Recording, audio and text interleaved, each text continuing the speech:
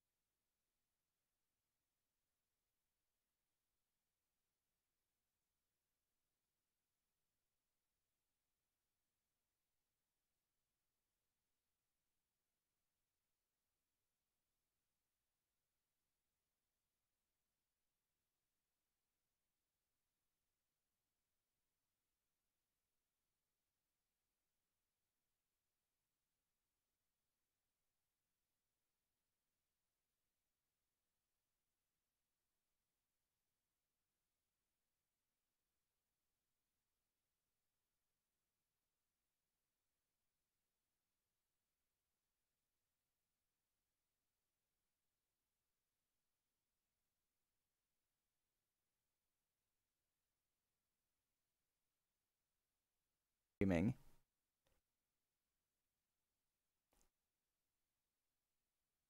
We live?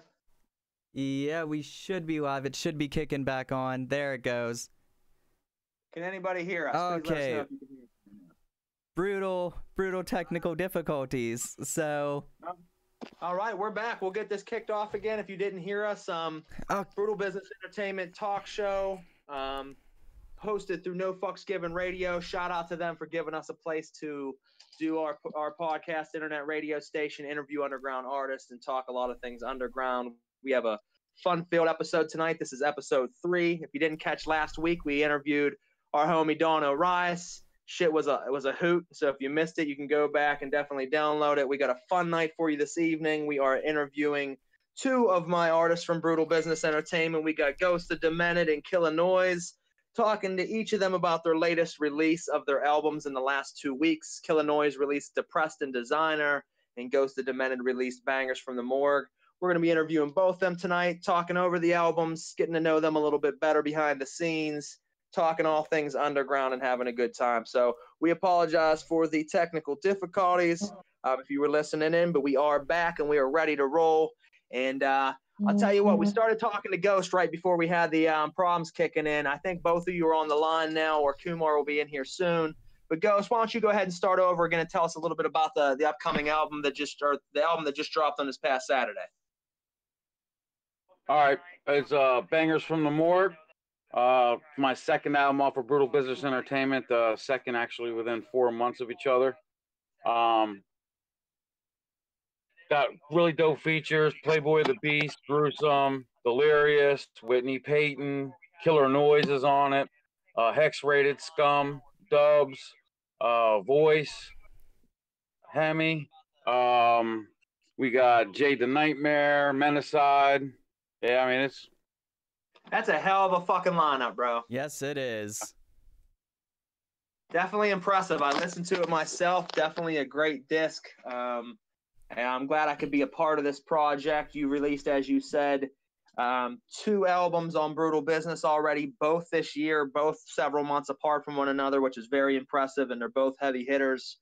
Definitely glad to see you putting in all the work that you're doing, people reacting to it. I know that you had a few really big things happen recently. So we all just went out and played a festival in Anderson or Hamilton, Indiana. Excuse me, we weren't playing in Anderson, thankfully. We'll get to that later. But tell us a little bit about the festival and what your thoughts were on the festival over the weekend. I thought it was pretty fun. I mean, it was cool going out with like you and Demo, my wife. Going to Anderson, staying at the Motel 6, but that's another story. But the festival itself was pretty cool. I mean, like I was saying when we were there, I was like, it's very rare that when you go on a festival that starts like early in the day and ends at night, that every artist on the bill is dope. And it was good seeing guys that I've never got to see live. I got to see Don O'Rice live, which was dope because, I mean, he's a dope artist. What's the Don? And Nate, being able to see him, and Raz. I mean, I've done more shows with Raz than I think I've done with any other artist than I've ever worked with before, or worked on shows, or probably like 20 some times I've been on a show with Raz. So. You know what? I have to agree myself. I mean, I've played with Raz quite a bit. I mean, not near as many as 20, but I think I've had 7 or 8 shows with her at this point.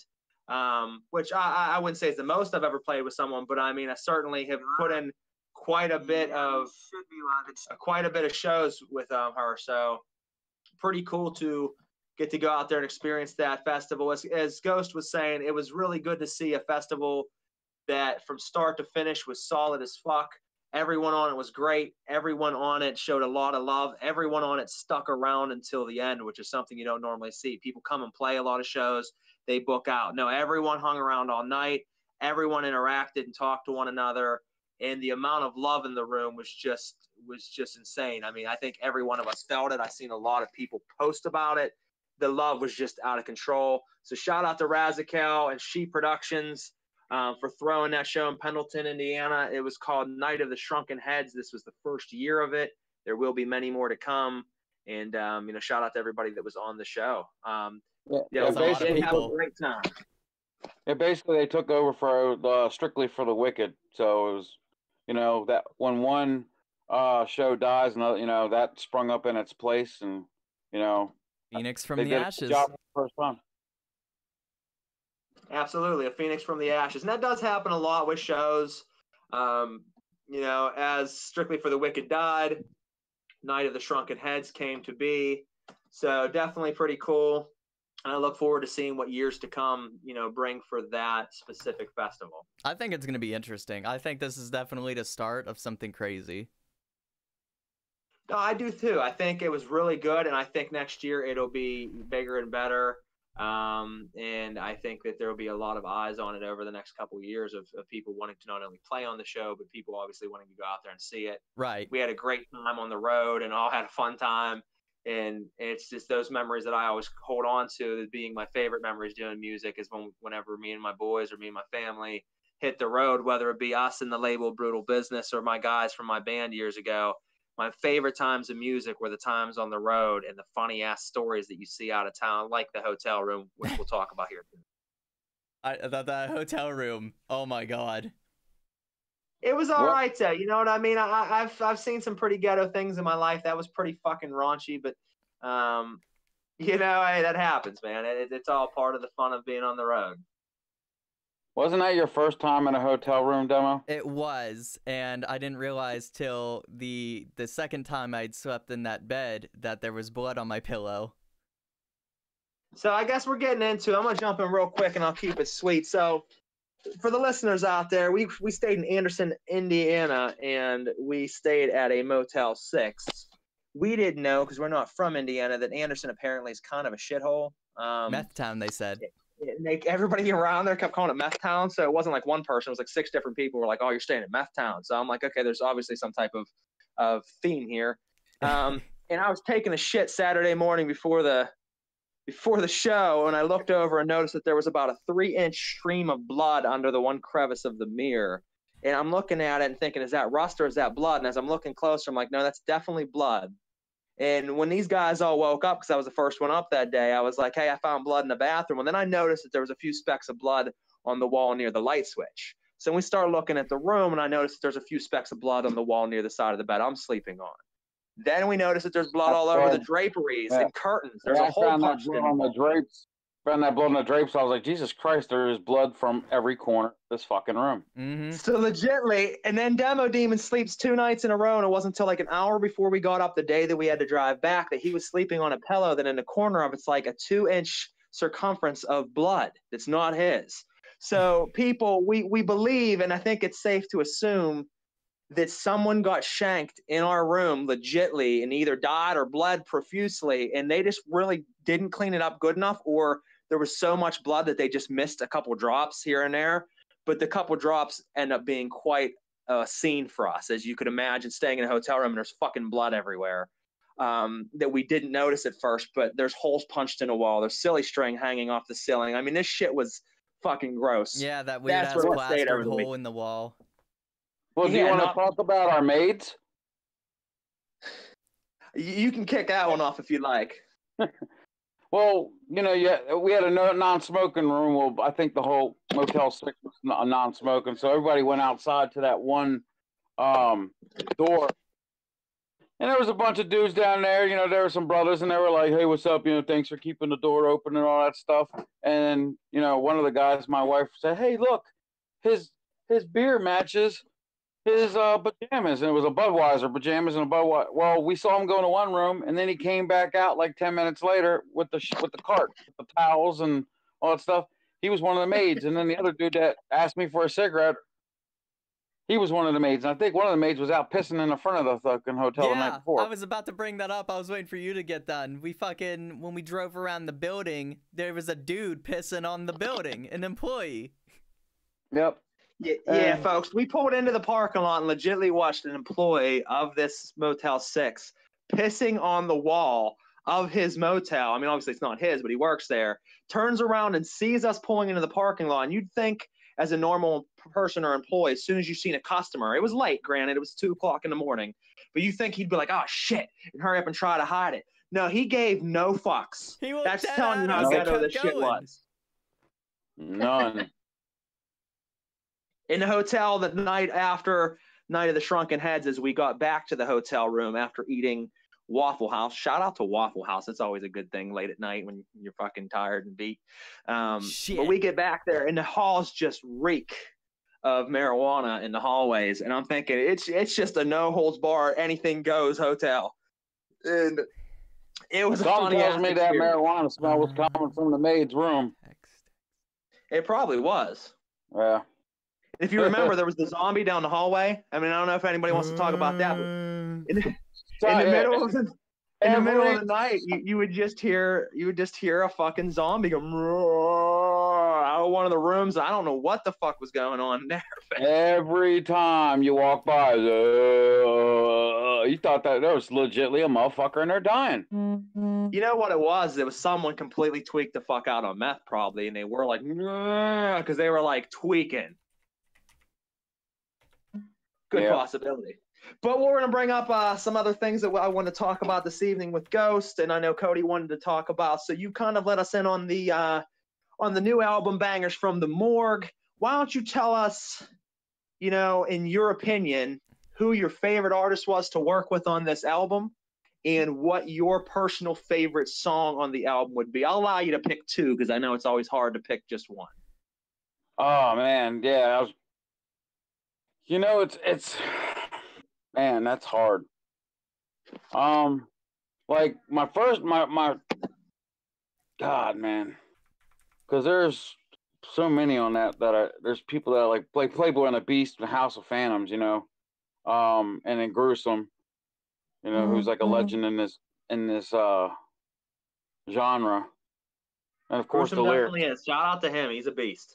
And of course Delirious, because you know Delirious is like my albino Chris Calico.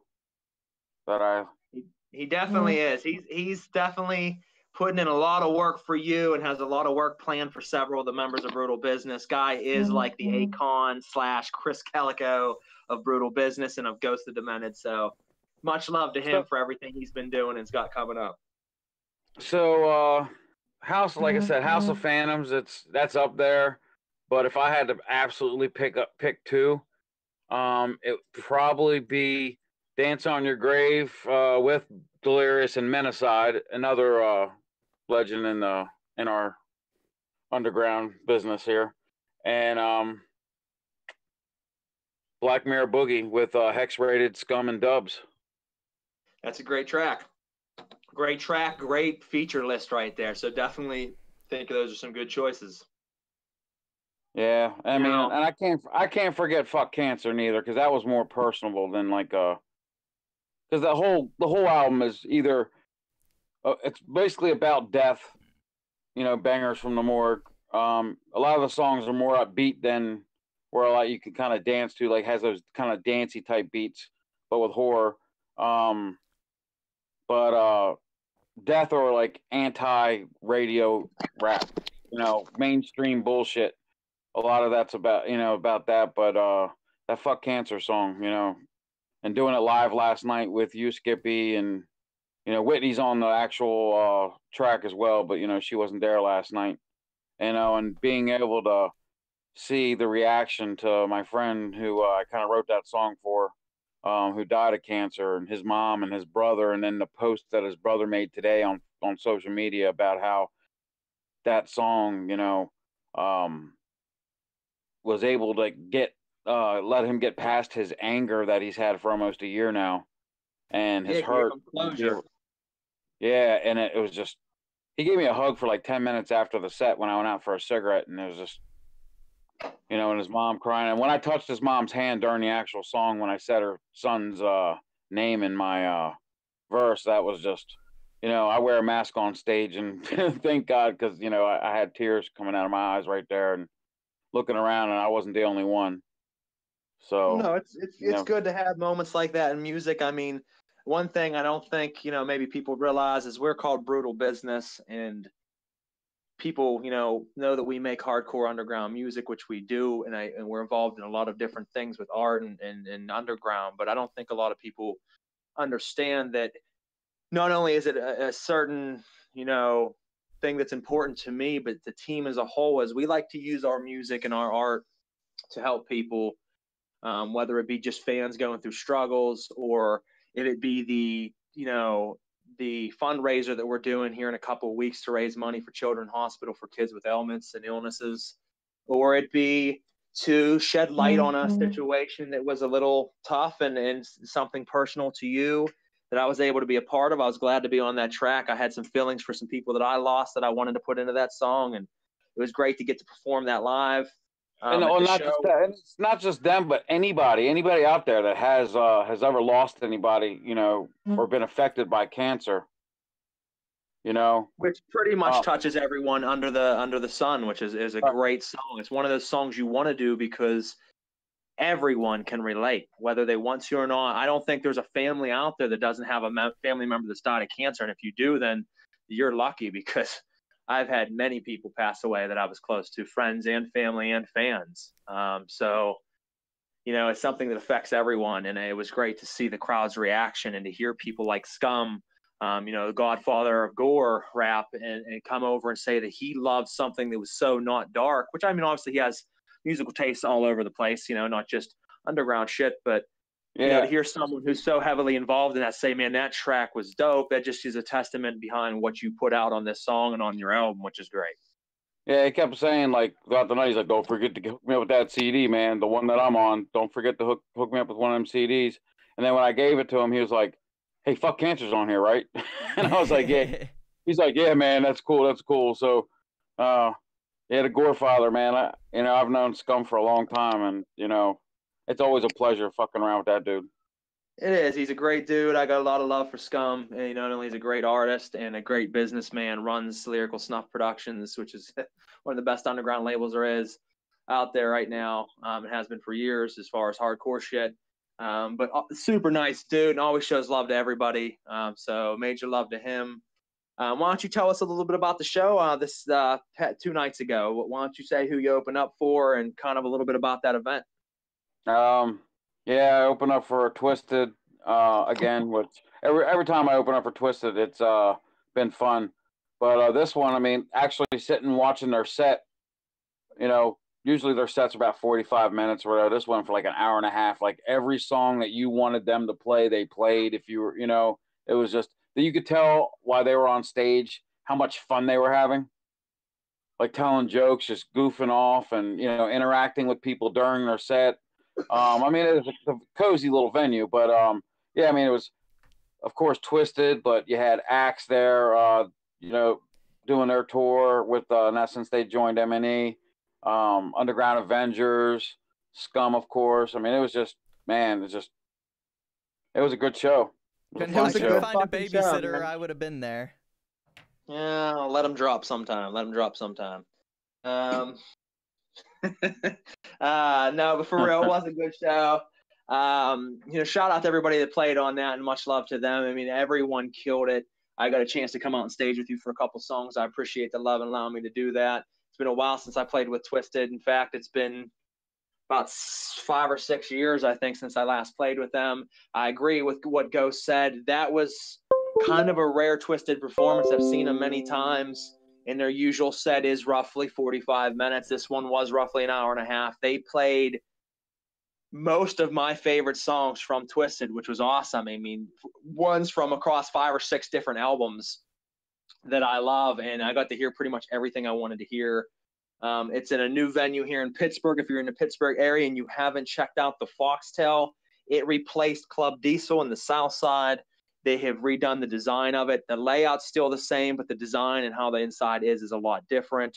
Definitely a lot better, in my opinion. The only thing that I would critique on the venue personally is the fact that the bass was way too loud in the club. There was no reason to have that much bass behind the music. I understand that you want it to hit hard. It's rap music, but I was standing towards the back of it with earplugs in, as I usually do to protect my ears. I'm just smart like that. And I still at points had to plug my ears with my hands because the bass was hitting so hard. And I actually lost Twisted during the songs, and I couldn't hear Monoxide or Madrox rapping during some of the songs. I just heard the bass. It drowned them out, or you would hear their voice actually skipping from the pounding of the bass. And that's just a little bit too much. I've seen other people covering their ears too at some points during it. So it's the only critique I would say, but definitely a really nice club. I think Brutal Business, myself, Ghost, Demo, Morbid Psychosis, East Coast Crazies, pretty much everyone around this area of the label and Pittsburgh area is going to be playing that venue coming up at some point here soon. So make sure you're watching out for that. Ghost, why don't you tell us how long you've been in the game, how long you've been making underground rap music, what kind of got you started, and how you got to this point? Man, why you got that, man? I'm gonna end up showing my age here, man. Absolutely, we want to hear about how old you are, man. You're fucking ancient. You were around when the dinosaurs were here. I am. It's a good name. It's a good name to have Ghost. It's a good name to have Ghost in this business. How old my motherfucking ass is, but I mean, I've been rapping since I was a little kid. Like, my family used to be like, turn off that block shit. You know what I mean? Like, my first rap album I got was Run DMC. You know what? It was Run DMC, Run DMC. Like, it was like, and then, Masters of Rock was our second one. And then Beastie Boys License Ill came. That changed everything. And I was that kid in school that would just sit there and just start rapping. You know what I mean?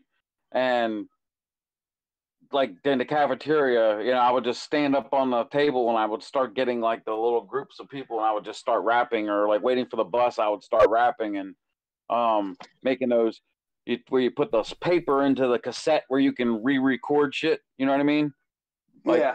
I would steal my mom's country tapes and I would stuff them and record my little, and I would, if you bought singles back then, you would always get instrumentals on the back of it. So if you bought like an Eazy-E single, and they used to sell the like shit. There's a whole section of singles back when I was a kid. You just, you know, all the hip hop ones, you would get the instrumental of that track on the other side, and you would sit there, use that, and, you know, write your own shit to it. Gio said age's progression. Yeah. So, but I would say in '99, I actually started doing shows, where I was actually getting booked on shows, and I was doing in the Baltimore, DC area. I started, you know, ICP would come in. I'd open up for ICP in Baltimore at the Thunderdome, 930 Club, places like that. I'm a wrestler too, so I was wrestling years ago for JCW, and you know, one of the wrestlers, Axel Rotten, was like, "Hey man, you need to give your CD to Violent J," and I was like, "No man, I'm not doing that, man. No, that's not my thing. I don't do stuff like that, you know." Just, and when I came back from match, you know, he was listening to my stuff, so I was like, "Oh, that's pretty dope." You know what I mean? Violent J's listening to my stuff, and he's like, but then he actually was like, "Hey man, this was you?" I was like, "Yeah." He's, "Man, that was really good." He's like, "You'll be hearing from us shortly." So in my mind, I'm thinking, okay, you know, that's cool. And then deep down, like, I might be getting signed to Psychopathic Records. They're going to be calling me. You know what I mean? So about 2 weeks later, I get a phone call, and it's from someone from Psychopathic Records, and they were setting up a tour, the First Dark Lotus tour, and it was the Hatchet Rising tour, I believe. And they asked if, and they put me on a few dates. I was, you know, the local where I was living, Baltimore, DC area. It was actually Baltimore. I think it was Thunderdome, and then 930 Club in DC, whatever place was down in Virginia, a couple other spots. But from there, I was doing the gatherings and, you know, things like that. And I actually took a long hiatus. I got burnt out. There was a lot of politics, and I was just sick of the bullshit. I was in a bad relationship at the time, and, you know, the stress just, you know, was, you know, pulling over. And I actually quit rapping for a while, and I just stuck with wrestling. And I was happy for a while, but there was always that little bit, you know, like unfinished business you know. And I would still go to shows. I would still go to like ICP and Twisted and Tech and things like that. And a buddy of mine actually one day was like, "Hey man, you know, you listen to Horrorcore, right?" And I was like, "Yeah." And he goes, "Have you ever heard of Dark Half?" And I was like, "No, I haven't." And he goes, "Well, they're new, and this is their first album." And he let me listen to that shit, and man, it fucking blew my mind. And I was just like, "Wow, like this is the best duo I've seen like since Twisted for that genre." And it was like just listening to them, and my creative juices got flowing again, and I started writing again. I started recording again, kind of like on the DL. And one day I just saw an opening for a show, and I ended up getting booked for a show. It was a Boondock show in Pittsburgh, and yeah, I started from there. I started doing shows again, and sure enough, not even a year later, I'm on a show with Scum, with Dark Half, and I actually went to Gino and Damien. We were sitting at a bar, and I was like, guys, and I told them the whole thing. I was out of music, man. I just was burnt out. I was like, fuck this shit. And I heard you guys' music, and you guys inspired me to get back into it. And to this day, Delirious still is like, man, I mean, not Delirious, Damien was like, man, he's like, that really meant a lot to me. That really did. And, and we've been pretty cool ever since. And so, from there, just a couple bad decisions, signed some bad deals over that course and stuck in a bad, on a bad label that just wasn't pushing me at one point. And, lo and behold, well, it was funny. Like, was it 5 years ago, or whatever, when a mutual friend of ours, Skippy, actually said, "Hey, Skippy Ickum, man, I was just at a show and this guy blew my fucking mind. And, you guys should hook up. He's your type of MC." And he sent me that video he shot, and I was like, "Man, this motherfucker's bad as fuck." And not too shortly after that, we met at that show. The Insane E record release party that we were on, and then yeah, much love to Insane E. Real quick side note: I bumped into him the other night for the first time in years. We stood at the bar and we're bullshitting. For anybody who don't know Insane E, he is the illustrator on a lot of the art for Twisted for Magic Ninja. He does a lot of their shirt designs. He does the comic books. For them, he has done a lot of the comic books for ICP. So if you've ever picked up an ICP or Twisted comic book, or not comic book, but coloring book, or a lot of their shirts, you have picked up his work. So shout out to him. That was the show that brought me and you together. Go ahead and continue. I just wanted to give a real quick shout out to him. It's funny that you say that, because he was actually standing over by the Twisted, the MNE merch area, and he's just standing there, just chilling. And I was like, "Hey, how much of this shit did you design?" He was like, "A lot of it." A lot. It's impressively, it's a lot, bro. Like, it is a lot of their fucking designs that people were wearing everyday basis, Twisted and ICP and shit that he made. But yeah, so fast forward a few years after that, and I'm living back up here because I went back to Maryland for a while, and I'm married to the love of my life, who's actually part of like the Brutal Business, which she's part of my wrestling career. You can't ask for much more of that in a partner.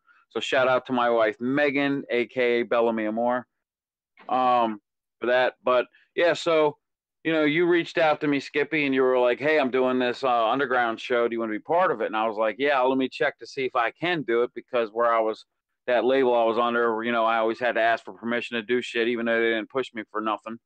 And they told me if I did the show, because it wasn't going to do anything for my career, that I was going to be released. So I told them I'm doing the show.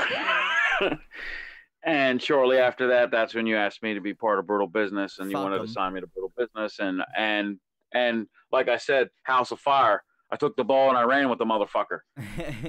So you did, man, and that's what I like to see in my artists. I think everybody on the team works hard. I mean, all of us are usually consecutively putting out music or putting out some form of art, or always at least being in touch with our fans and posting. So we got a great team with us, and I know we played that show that night, and I know you said that pretty much the next day after seeing you did, they pretty much were talking crazy shit that they were shelving the stuff that you were working on. They kicked you off the label at that point, and I, took a day or so and evaluated and said, you know what, I think, you'd be a good fit here, and I reached out to you, and I'm glad you said yes. And obviously I gave you the freedom that you had been needing someone to give you, and the platform that you needed to kind of launch yourself. And I think it's worked very well the last couple of years, the last 2 years. I mean, the music you've put out so far, the shows that you've been performing at and opening up for, the fans' interactions. I mean, a lot of albums sold the other night at the Twisted show. You sold, a lot of merch the last couple shows prior to that. People are really digging it and learning about you, and it's great to be a part of that and see that your career now, even though you have been around for quite a long time, is really starting to pick up as a later part in life, which is awesome. It just goes to show you that it don't matter if you're 16 years old or you're 50 years old. It doesn't matter. You can still kick ass and do what you want to do and be big at any point in time. And we have a long way to go, and a lot of plans, ladies and gentlemen, coming up. We have a few great announcements coming up on Halloween with some partnerships that we are doing that'll change quite a bit for the label and how we are on a national and just underground scale and in the public eye. I think it's going to be waking a lot of people up. We have a lot of other things that I'm working on at the current time for the label that I'll announce soon. So still always a stepping stone and a work in progress, but the plans I have for the next 2 to 3 years are pretty big, and I plan on, with the help of my great team that I have, putting out something really great for everyone. So if you just now tuning into Brutal Business and kind of just getting your beginnings with us, stay tuned. We have a lot to offer, a lot to bring. Please share our stuff around, buy our music, buy our merch, support us, and just be a part of it. We don't segregate or eliminate anybody. We are an open door policy here. We're family. If you're looking for somewhere to call home, we're probably it. Join us. The shows are nothing but love. The music, even though it might be dark, is something we make for our fans and our family. And we're all just one big unit. So we'd love to have you a part of that. Like I said, make sure you follow us on all of our social media pages, and just stay tuned for all the shit that we're going to be bringing you. Now, you brought up a good point. Why don't you tell us a brief, you don't have to go too detailed into it, but just for those that don't know about the wrestling side, maybe give yourself a little bit of some static on that. Why don't you tell us a little bit about your wrestling side? Yeah, I've been wrestling for, God, almost 20 years now. And we're over, I don't know. I'm old. Yeah, so, you and I were talking, and what I'm going to be doing is, for people that don't understand pro wrestling, gimmicks and things like that, I've been wrestling under Christopher Adonis my entire career. And something I just thought about doing recently is this month I'm actually wrestling a casket match. And so shortly after, I'm going to be changing gimmicks, and I'm going to become Ghost of the Dmented. I'm going to be doing the same gimmick in the ring that I do on stage, which is great for merch if you think about it, because then you can sell it anywhere. Right. I mean, there's some things that if I have any type of language, I can't have at wrestling shows, but right. But yeah. So okay, buddy, and that's I finally made it in this bitch. But that's the small picture. What I'm actually going to be doing is starting a group, and we're going to be Brutal Business Entertainment, basically, kind of like an NWO type group. And we're also, Brutal Business is going to be co-promoting some shows this coming in 2019 with Code Red Wrestling. Yeah, so I mean, we got a lot of great things planned for you guys. So Code Red Wrestling and Brutal Business Entertainment, bringing you some great underground wrestling entertainment and different shows. A underground wrestling faction that Chris will be running, that'll be in the name of Brutal Business, doing a lot of havoc in the underground wrestling circuit. So definitely something to check into. And just like I said, there's so many plans coming up for you guys. It's going to make your head spin, but stay with us, grab on. It's going to be a fun ride. Kumar or Killa No1ze just jumped into the station or into the chat. What's up, homie? Shit, not much, man. My bad. I was getting some fucking chicken wings. I missed my interview, bro. I was eating chicken wings. I apologize. It's a good thing we reversed the order just in case anything went wrong. I figured that's probably what was gonna end up happening. So like, I just took a little extra time with the chicken wings. No, seriously, on some real shit. Like, I appreciate y'all like doing that way. No worries, man. Like I said, we'll have you hang out for a little bit. We'll finish up Ghost here. A few more questions and things I want to go over. We'll flip over to you and keep it moving. But much love to you, my man. So Ghost, you obviously we talked about the projects that just recently dropped, about your favorite tracks on some of the things you got going on in the background and the shows that you recently played. Why don't you share to us what any upcoming plans are with your music? What are you planning on working on next? Is there something already in the motion for writing, or is it something you're taking a little bit of time before you write again? What do you got going on? No rest for the dead, bro. Actually, in first quarter of 2019, I'm doing kind of like a metal infused, still rap, but metal infused beat album with DKM, who's also Brutal Business. And it's going to be called Life After Death. And it's basically the album cover is going to be like an homage to the Iron Maiden Live After Death cover, which I know you'll appreciate. And I talked to you about that the other day. Absolutely. And then, we were talking about having an album sitting on a shelf for a while. And actually, I listened to like a lot of the tracks the other day, and I was like, yeah, I can do that better. Yeah, I can do that better. But Escape from Hell, the Escape from Hell EP, the prequel to Purgatory,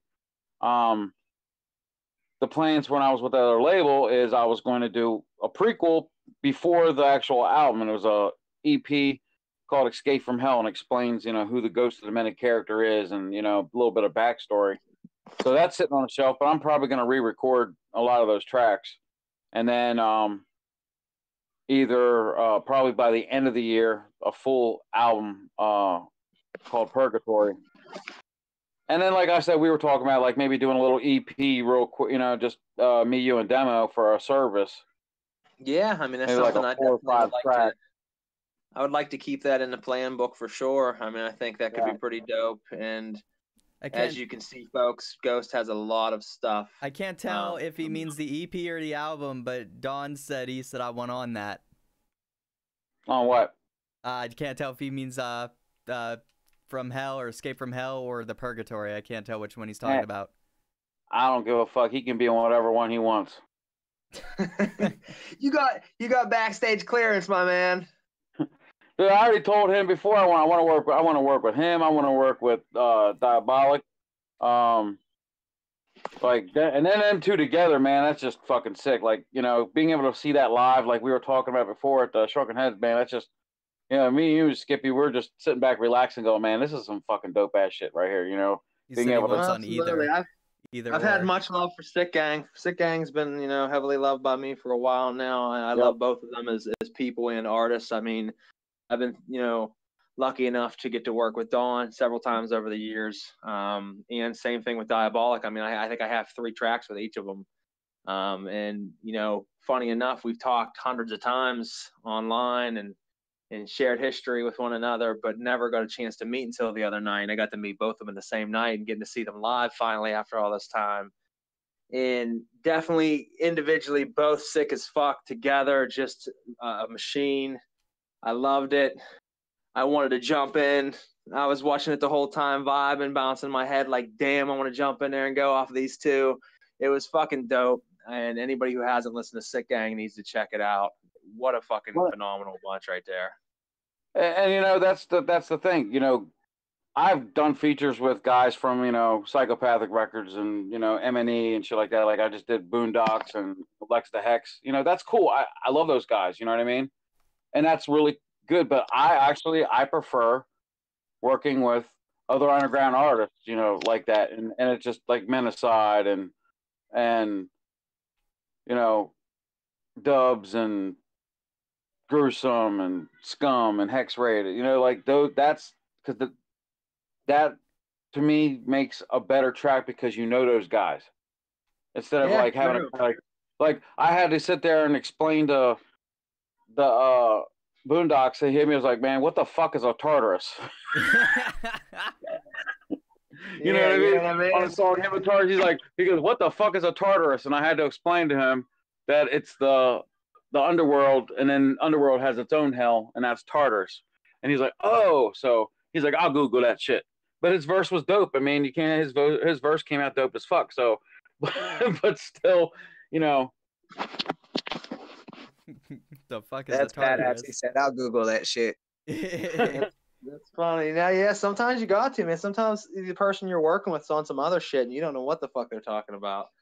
You're Right. like, I gotta go off of that. You know what I mean? So I better do my research and homework. I got a track coming up. I wanted to give some love real quick. Another underground cat that is, in my mind, one of the best out there right now. Kills it every single time he touches a verse, and I feel does not get the recognition he should or deserves. Would be Sleep Lyrical. Shout out to my homie Sleep Lyrical. Every time he touches a fucking verse, he murders it. I just got him on another. I wasn't even planning on taking on another collab. God damn it. I haven't been taking on collabs, but he put up a status and I'm like, I got to get this. So we jumped on it. We did a song together. I'm actually going to be featuring Limit. A lot of people don't know who Limit is yet, but Limit is phenomenal. Truly a gem in the underground. This dude does some type of Tuesday video compilation where every Tuesday he drops another music video that he's shot and like edited and puts out. And he spits some crazy ass raw rap with all these different subject matter. I mean, the dude has like 100 videos. He is legit as fuck. He's making his way up. So I'm going to be featuring him on this to try to get him some spotlight and get a little bit bigger in the game. But it's going to be Limit, Sleep Lyrical, and I think I'm going to have our man Delirious on the hook on that one for quite a killer fucking track. So stay tuned for that. And I am working on my upcoming album, Absolute Zero, dropping sometime next year. That is strictly Skippy Ickum. There will be no features on that one. And Demo Demon, why don't you tell us a little bit about your upcoming project real quick? Well, I ain't got no crazy fucking collabs like all you motherfuckers because nobody gives a fuck about me and I'm poor. But I'm working on Chapter 3 Blackout, which is part of like my album Mainline series. It's really about it. It's still kind of being worked on here or there. I just released Vendetta, I think, was it yesterday? Facebook made it sound like shit, so I gotta upload it to Bandcamp ASAP probably after this so I could get it like on a store that has clarity. Because I don't know why, but when I rendered out the video for Facebook, it might have been Facebook fucked it up or the render fucked it up. But I just put out Vendetta, and that song, I was holding on to that for probably 2-3 months now. Well, that's good. I'm glad you put it out. I mean, people have been waiting for some new music, so that's great. I think the upcoming project's going to be pretty dope. Like I said, the label across the board is releasing a lot of new music coming up, folks. So if you're listening in, you have a lot to check out coming up from all of us. Obviously, the new album from Ghozt, the Demented Bangers from the Morgue. Cody's album and my album next year dropping. Killa No1ze, who we'll be talking to here shortly, his album that just dropped to Preston Designer. EP. Excuse me. I like to call them albums. EPs, LPs, demos, mixtapes. Fuck you guys. They're all fucking. It's all the same shit. You know what I'm saying? It's the disc with music on it. He put out a disc, all right? So I don't give a fuck what it is. It's a disc. There you They go. put out audio shit you can just stream and then just there. Yeah. That's it. You know what I mean? So we got a lot of stuff coming out for people listening in. Cody mentioned, or Demo Demon mentioned, Bandcamp. If you go to Bandcamp and search Brutal Business Entertainment, you will find a page with a lot of my albums on there for purchase and several of the label's mixtapes. Soon I will be uploading everyone on the label projects and shit on there as time goes on. We're using it solely as mine there for a while. We're kind of switching it over to the labels, but you can find some free music on there, downloads of our original mixtape, The Rapture. You will find Red Skies and some other really great mixtapes on there for free or for $2, I think some of them are. So you can get my Syntax Group album on there for free as well. So check it out. Keep your eyes open. We'll be adding a lot more music coming up. And a lot of our music is sold on iTunes and Amazon, Spotify, and all that shit. So make sure you check it out and show love. Ghost, I have to ask you, and Killa No1ze, I have to ask you the famous question that I asked Donna Rice last week. Shout out to Donna Rice, by the way. Shout out to Donna Rice. he's gonna be jumping. He's gonna be jumping in with us here in a little bit. He said he wanted to jump in and ask one of you guys a couple questions. But real quick, I asked him, and we'll start out with you, Ghost. Would you rather fight a horse-sized duck or 100 duck-sized horses? Damn. I mean, what are you taking on? I actually switched it. Last week it was a beaver. I think I like the beaver more. Would you rather fight a horse-sized beaver or 100 beaver-sized horses? A horse-sized beaver. Or 100 beaver-sized horses? You guys need to make sure you put your phones on silent, too, because someone's shit keeps vibrating. Yeah, I would probably fight the horse-sized beaver. The horse-sized beaver. That's the, I picked the same choice myself, so that's commendable. I respect it. Killa No1ze, what about you, my man? I think I'm gonna go with the 100. What is it? Beaver-sized horses. Beaver-sized horses. Yeah, man. I'm just more of an endurance guy. I like a challenge, you know. You're gonna run out of stamina. Like 20%. Like 20 of those horse beaver things are gonna go down. You're gonna run out of stamina, and they're gonna eat you alive. Now I'm gonna be like Bruce with the fucking ping pongs and just be banging the shit out of them bitches with like some ping pong fucking paddles or something. There you go. He's bringing the ping pong battles to war. I mean, that's strategic. He ain't just going in blind. He's like, I got ping pong paddles. I think Ghost's phone phone keeps going off because every time it vibrates, he lights up. Whose phone is it? I think it's Ghost because every time it vibrates, he lights up. Ghost? Probably. Put your phone on silent, brother. It's vibrating every 3 seconds. We can all hear it. Okay. But yeah, no, I mean, that's okay. That's cool. I like to hear that.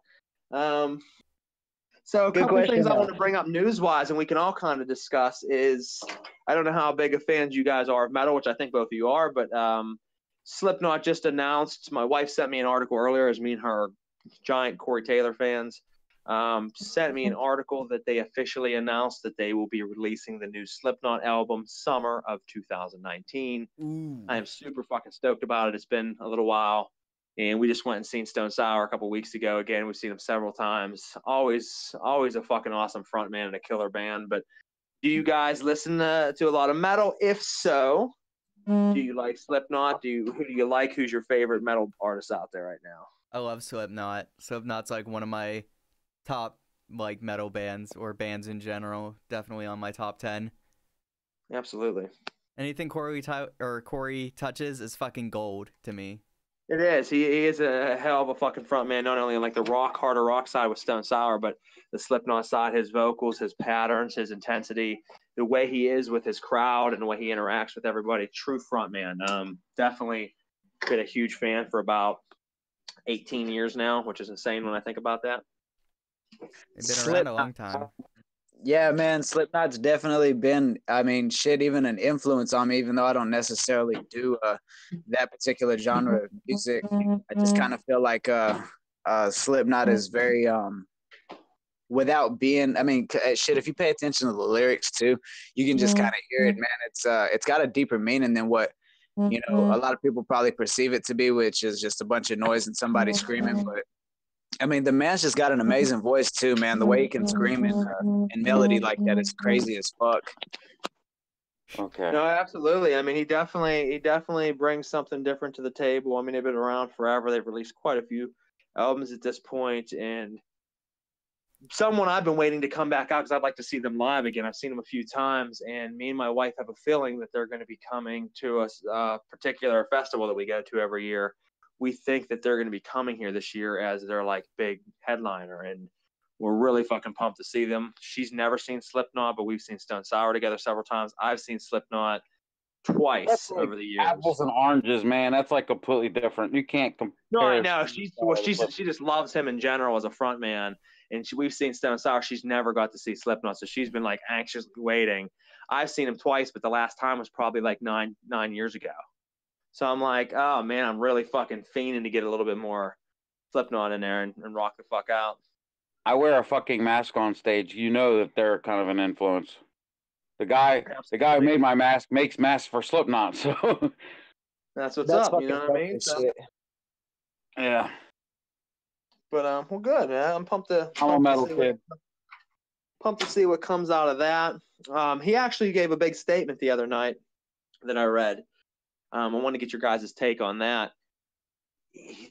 Where, we're kind of in a genre where, depending upon the style that you are, it's kind of held back. But Corey Taylor made a huge statement the other day about how they're really fucking rock and metal music, because like award shows don't even really acknowledge them anymore. Like all the different award shows only want to, pick the hip hop and pop music, and they're not even really giving metal spotlight anymore in any capacity. So these rock and metal bands are having to get together and form their own rock shows to give awards out and things, because all the other Hollywood style award shows don't want to acknowledge metal. And the reason being is, and even from some of the people in Hollywood that are behind that, said that they know that the metal bands are every bit of as good, if not better. But since it is more aggressive music, they can't market it as much and make more money, so they have no interest in even pushing it. So it doesn't even become about the music anymore. Pretty much straight from the lion's mouth, it was said that it is strictly a numbers game, as we all know anyway. But that's the reason why there's so many great metal bands that we never even can come across, because they're too busy pushing the fucking garbage that's out there that we keep hearing. Exactly. And that's the same way that it is with hip hop. I feel like whenever the more talented somebody is, I swear to God, it's like the more that they get shelved or put into this like corner where it's like, no, we don't want nothing to do with you because you're actually talented. You know what I mean? Like, no, that's definitely true. And I brought that up several times on my music lines where I talk about I'm speaking the truth and I'm opening your eyes, but they're probably going to kill me for this shit. Or you're never going to hear me. I'm never going to get any bigger because they're holding me back. And that's the reason why is when you're talking real shit and you're tight, they don't want it getting out, because when you make people think, they can't be the mindless zombies that they're supposed to be. If you make a race of dumb fucking people that follow anything that you put on the TV and radio, it's easy to put out sales and say, this is the next hot artist, go pick it up, even though it's garbage you buy because that's the trendy thing. But when you start listening to artists that make you think, and you start thinking for yourself, that's a dangerous thing, because then you got people that actually have a mind and they don't just follow blindly. So they hate it when an artist is actually making you think or writing real fucking music. So 90% of the time they shelf that shit, or they make sure they filter it so that people don't see it, so that you can't get yourself out there. It's fucked up. that's very fucking true. And another thing I really kind of feel like they do that shit is because, the world really today is so fixated on being like this positive world, and everybody should just be real sensitive to other people's feelings and shit. When somebody comes out and they're actually pointing people out on their bullshit and shit, it's like throwing this blanket over their fucking happiness. You're offensive. You can't tell that person that. We do live in a world where you can't offend anybody anymore. And I came from an era where everyone offended everyone. That was game. That was how you did. Like, we all busted each other's balls and fucked with people. That's life, like you just said. And now it's like nothing can be offensive. They're fucking ripping out statues of generals who helped forge this country because maybe they owned a slave at a time, or maybe they were a part of some type of fucking army that wasn't what this agenda was at this time and date. So they're ripping out statues and war memorial walls and all kinds of crazy shit that I'm seeing on the news. That's history, people. I understand you might not agree with it. Even the Confederate flag ordeal that happened a couple of years ago, I get it. It's fucked up what happened in the past. But the past is also what forged that every one of us is where we are right now, standing at this very moment. Whether it good or bad, everything brought us all to where we are right now. So by trying to rip it down and erase it, that doesn't change a fucking thing. That just makes you a bitch because you can't face what actually happened.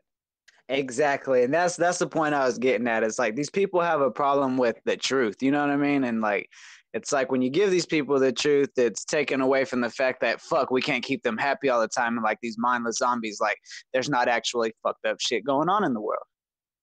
Yeah, everybody wants coddled a little bit and cuddled, They're all like, oh, no, it's a bad world. I want to think about rainbows and Skittles. Like, life isn't fucking rainbows and Skittles, people. It's real shit. This world was forged off of blood and death and pain and a lot of horrible fucking things that have happened to forge everything to where we are. And they hate that shit. And it's just like so many other things, just like music, like in art and movies. Like, it's just ridiculous how offended everybody gets in the protests that people have over dumb shit. Like, I can find a better way to use my energy than standing out and bitching about what another man's doing. Oh my God, that is so fucking true too. Like, I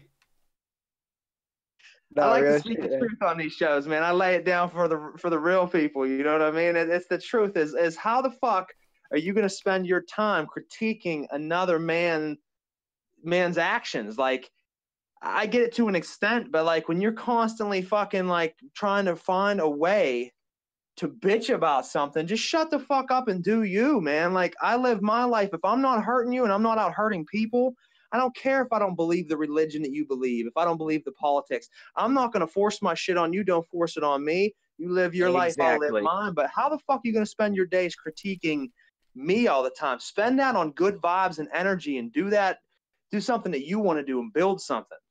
It's like, instead of looking at what's wrong with me, maybe you need to take some time to look in the mirror and try to see maybe what's wrong with you. Yeah, because the people that constantly are critiquing obviously are not happy with themselves, so they try to point out flaws of everybody else to make them feel more superior when really they're the bottom of the totem pole. That makes so much fucking damn, man. Leeches, man. That's what I call that. Leeches on society. Like, why you got to take time to fuck with me? I'm out doing my thing. I'm building an empire. Go fuck yourself. I ain't got time for that. Like, I can't we're tell kind you of Like talking you about said, that. it's a waste of energy, like, to be like that when you can go and build something great yourself. You know what I mean? Like, That's it. Like, I don't get it. But that's the, I mean, I could go I deal on with forever that about shit shit all like the that. time. I think about that shit all the fucking time. I'm just like, maybe not all the time, but occasionally I'll be like, yeah, like fucking people talking shit all the time. I'm like, don't you got anything else better to do? Like fucking market yourself. You know what, man? I got to say this, and now that I say it, it's going to happen. I don't get a whole lot of hate from people. Like, surprisingly, I used to get, like, hate mail with people be like, Skippy, Ickum, you fucking suck. Kill yourself, faggot. Like, shit like that. Like, where people would, like, come at me, and I would always say, I really appreciate your input. I'm sorry that you don't like what I put out, but you have a wonderful day, sir. And I would fuck with them and kill them with kindness, which me and Ghost, your wife, were talking about earlier about a situation of some douche that left a comment.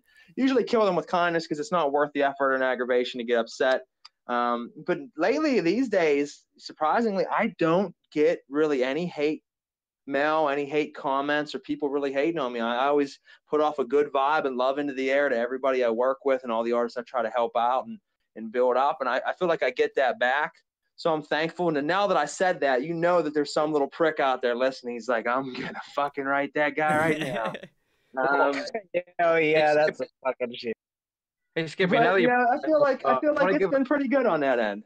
What was that, Ghost? Now you brought that up. I'm gonna give a shout out to that Dan Loremaster. Dan Loremaster, you can go fucking suck a dick. Okay, I said it. Yeah, I mean, Just I don't kidding. know, bro. Me and I try to keep the peace on everything, but you call them Brutal Business a bunch of juggalo wannabe faggots and whatever the fuck else you said. When was this? I don't even get. Exactly. I don't know, man. We're not even going to get into that right now. But the funny thing is, bro, the owner of the business, myself, the one who runs it, is not a fucking juggalo, dumbass. I'm not a fucking juggalo, never have been, never will be. I support juggalos. I love juggalos. I am not one. Most of my label is not juggalos, bro. So your whole point about a juggalo label wannabes is pretty fucking funny to me. I thought his whole thing about wearing masks, he's like, oh, wearing masks and rapping went out in like 96. Nobody's successful doing that. I was like, so Loki's not successful. Axe, who's just now fucking is charting on Billboard's charts and signed to Indie, they're not successful. And then I was on to say, not to mention you have like Mushroom Head, and we were talking about Slipknot. They wear masks. Slipknot, Hollywood Undead, yeah, Ghost. I like the group Ghost. Yeah, Ghost, the band. I like Zoe Lou. Yeah, actually, yeah, we just played with them the other night, man. They fucking killed it. That's dope. I actually recently came across them because of you guys, and those motherfuckers are dope, bro. Like, dude, you should see them live. The three of them have such chemistry on stage; it blows my fucking wig back. Yeah, their new album is fucking awesome. I mean, every track is fucking dope. Every track is dope, and live they are great. And if you even heard the other night, like the way the crowd reacts to them, it's something different. It's not what you normally see. Like people literally are going ape shit for this group. Like the girl in the fucking balcony screaming, "Oh hell, that was a zoo!" She's like, "Zoo, zoo," this and that, screaming the whole time, going fucking nuts. It's not your normal fans just cheering. You know what I mean? Those are the best kinds of fans. Those motherfuckers right there. She was like ready to punch someone in the face up in the balcony. She's like, "Oh hell, Zul," and like fucking, you know, the Almighty, and fucking. I'm like, but meanwhile, I'm feeling her. I'm like, you know what? Like, they are killing it right now. I watched them at the stage at the gathering, 2:00 in the morning, drunk as fuck in the back by myself, and right then and there, I've said this story a couple times. I think I said it last week because I brought them up then too. They're charting right now. They're doing big. They're a hot topic. They right then and there, I said, these guys are going to fucking blow up. And they already were signed to Twisted at that point. No one knew. I didn't either. A couple weeks later, they announced that shit doesn't happen overnight. But they were in the process of doing it, and I knew it. As soon as I seen them there finally live, which I've been wanting to, you just know sometimes. And right then and there, I knew they were fine. I had that same feeling about somebody else that's on M&E right now, and I was onto their shit before anybody really was. And I don't want to say anybody, but a lot of people, and that was Gmo. I was about to say, was it Gmo? Oh, yeah, Gmo. A couple years back, I listened to, and he wasn't signed yet, and I was like, this dude's a fucking problem. And sure enough, boom. You knew it, bro. You just knew it. Yep, absolutely. Sometimes you do, man. I think there's a couple other people, me personally, that I would pick. One person I think that should be huge is Diabolic the Monster. Absolutely. Yes, I agree with that shit. I mean, not only is he fucking a writing machine, and we were talking about him and Dawn Rice, which I feel the same way about Dawn too. The two of them have great chemistry, but sometimes someone just gives you a presence when they perform, and that's not to say that someone else isn't as good. That just means that for some reason they give off a fucking a vibe through the air that they capture the track, man. Like when a certain voice hits that beat and it's like, no, this motherfucker stole the song. It didn't even matter if they were fast, slow, super lyrical or what. Like it's the energy that they bring on that track, and I think that's what Diabolic has. Gmo, Allah, you know, like. Yeah, I mean, they're all killing it, man. They're all great underground tracks or underground artists. I mean, so definitely much love to all of them. So while real quick, we're gonna take a second here, Killa No1ze, and talk about your new EP that just dropped. Tell us a little bit about the EP, the name of it, where people can find it, and what was going through your head when you wrote it. Okay, Depressed and Designer is something that's been in the works for at least, I want to say, the last year and a half. And it's crazy because I recorded this within the time span that I was like moving in between different spots from Texas, and I'm really lucky that it even came together the way that it did. It's completely mixed and mastered by myself. It's got 9 songs on it, and currently you can stream it from YouTube. It is Depressed and Designer, one word.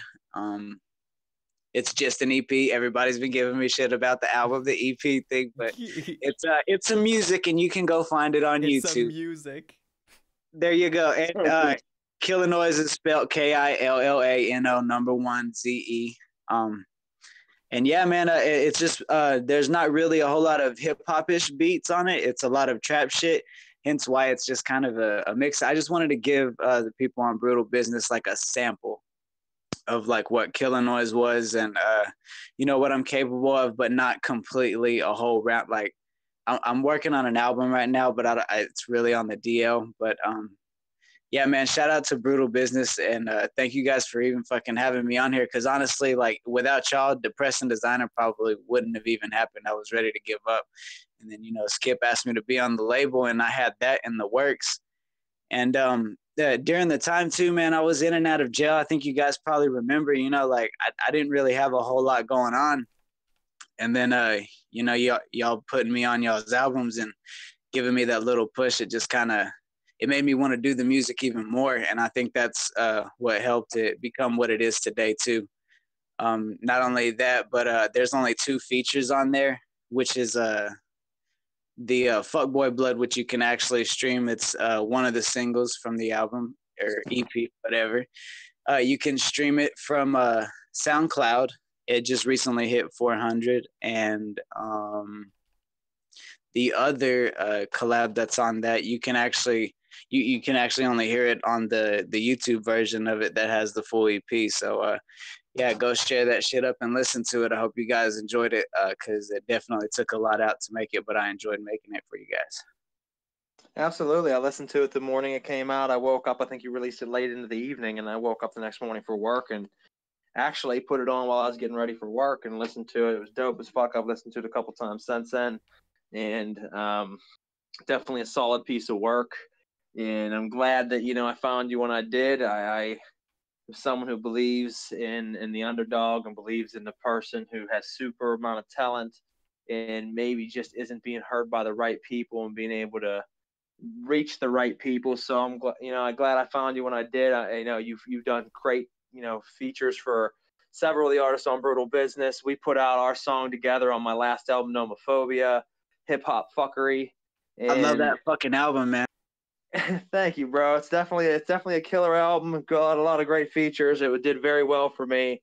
And that song, Hip Hop Fuckery, was actually one of my fans' favorite songs from what I heard since it's released. I hear a lot of feedback from fans on comments and messages and at shows and while I'm out and about. And I have had a lot of people mention that song, tell me how dope they think that song was. Me and you working together on that, and just shout out to you for obviously giving a great verse and kind of getting introduced to the Brutal Business world through that. And then obviously your music that you finally released now under Brutal Business with the Preston Designer.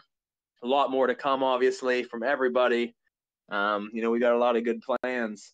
Why don't you tell us, you have anything big coming up, any type of shows, any type of other projects you're working on, anything going on in the life of Killa No1ze?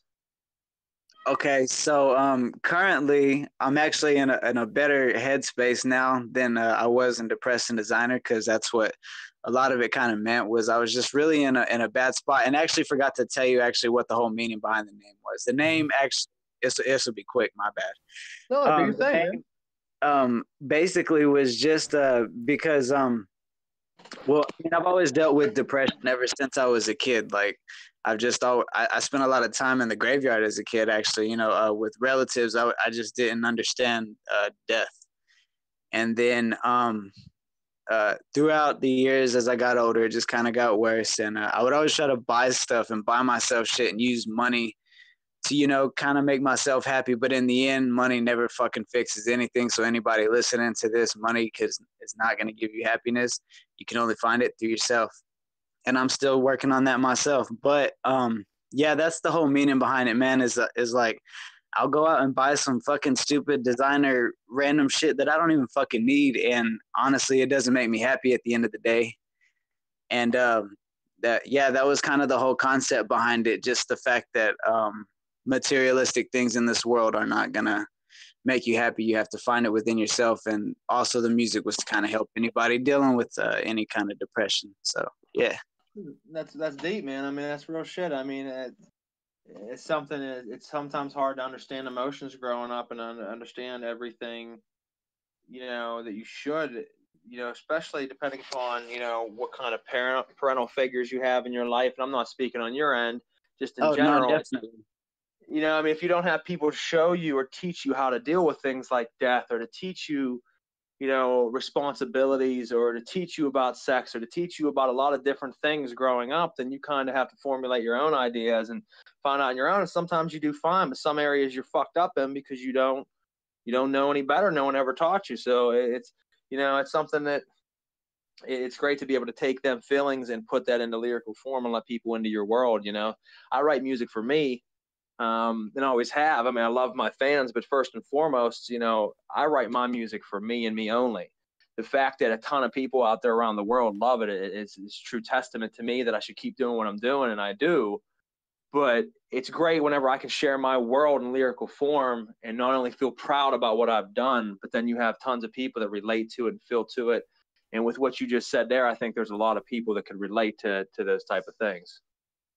Yeah, man. I mean, at the end of the day, I related to what you said, I kind of do a lot of this music for myself. My mom is the one that actually told me to put down my feelings, and I'm glad that y'all brought me aboard and that we just had this conversation. Shout out to Skippy, Ickum, and Demo Demon, and Ghost Dmented, everybody that's in here. This is my first time actually speaking with any of the guys on here. So much love to y'all. Well, And that's going to change too, my man. I'm actually going to be putting some things into place where all of us, at least me and each of you individually on a label total, will be talking a lot more on a frequent basis, whether on the phone, on here. We will be discussing every couple of weeks with one another just to catch up, make sure we know where everybody's at. I feel that makes a stronger unit, stronger team. So that is something I'm actually going to be implementing very, very soon. It'll make things definitely easier. You know, communication is key, especially when it comes to us being out of different states. You know. No, absolutely. I mean, now we're talking Washington State, Texas, Pennsylvania, Ohio. We got artists that are originally based out of Maryland. We got New York in the motherfucking building. We got London. I mean, we're fucking starting to really spread out all over the place. And with the wrestling events coming up and the other big announcement of partnership that we're going to be announcing at the end of the month, which will bring on a whole new chapter. We got the radio now. I mean, we're really starting to spread out. So, you know, we have a lot of things that we're going to be bringing. Like, you got to love it. You got to love it.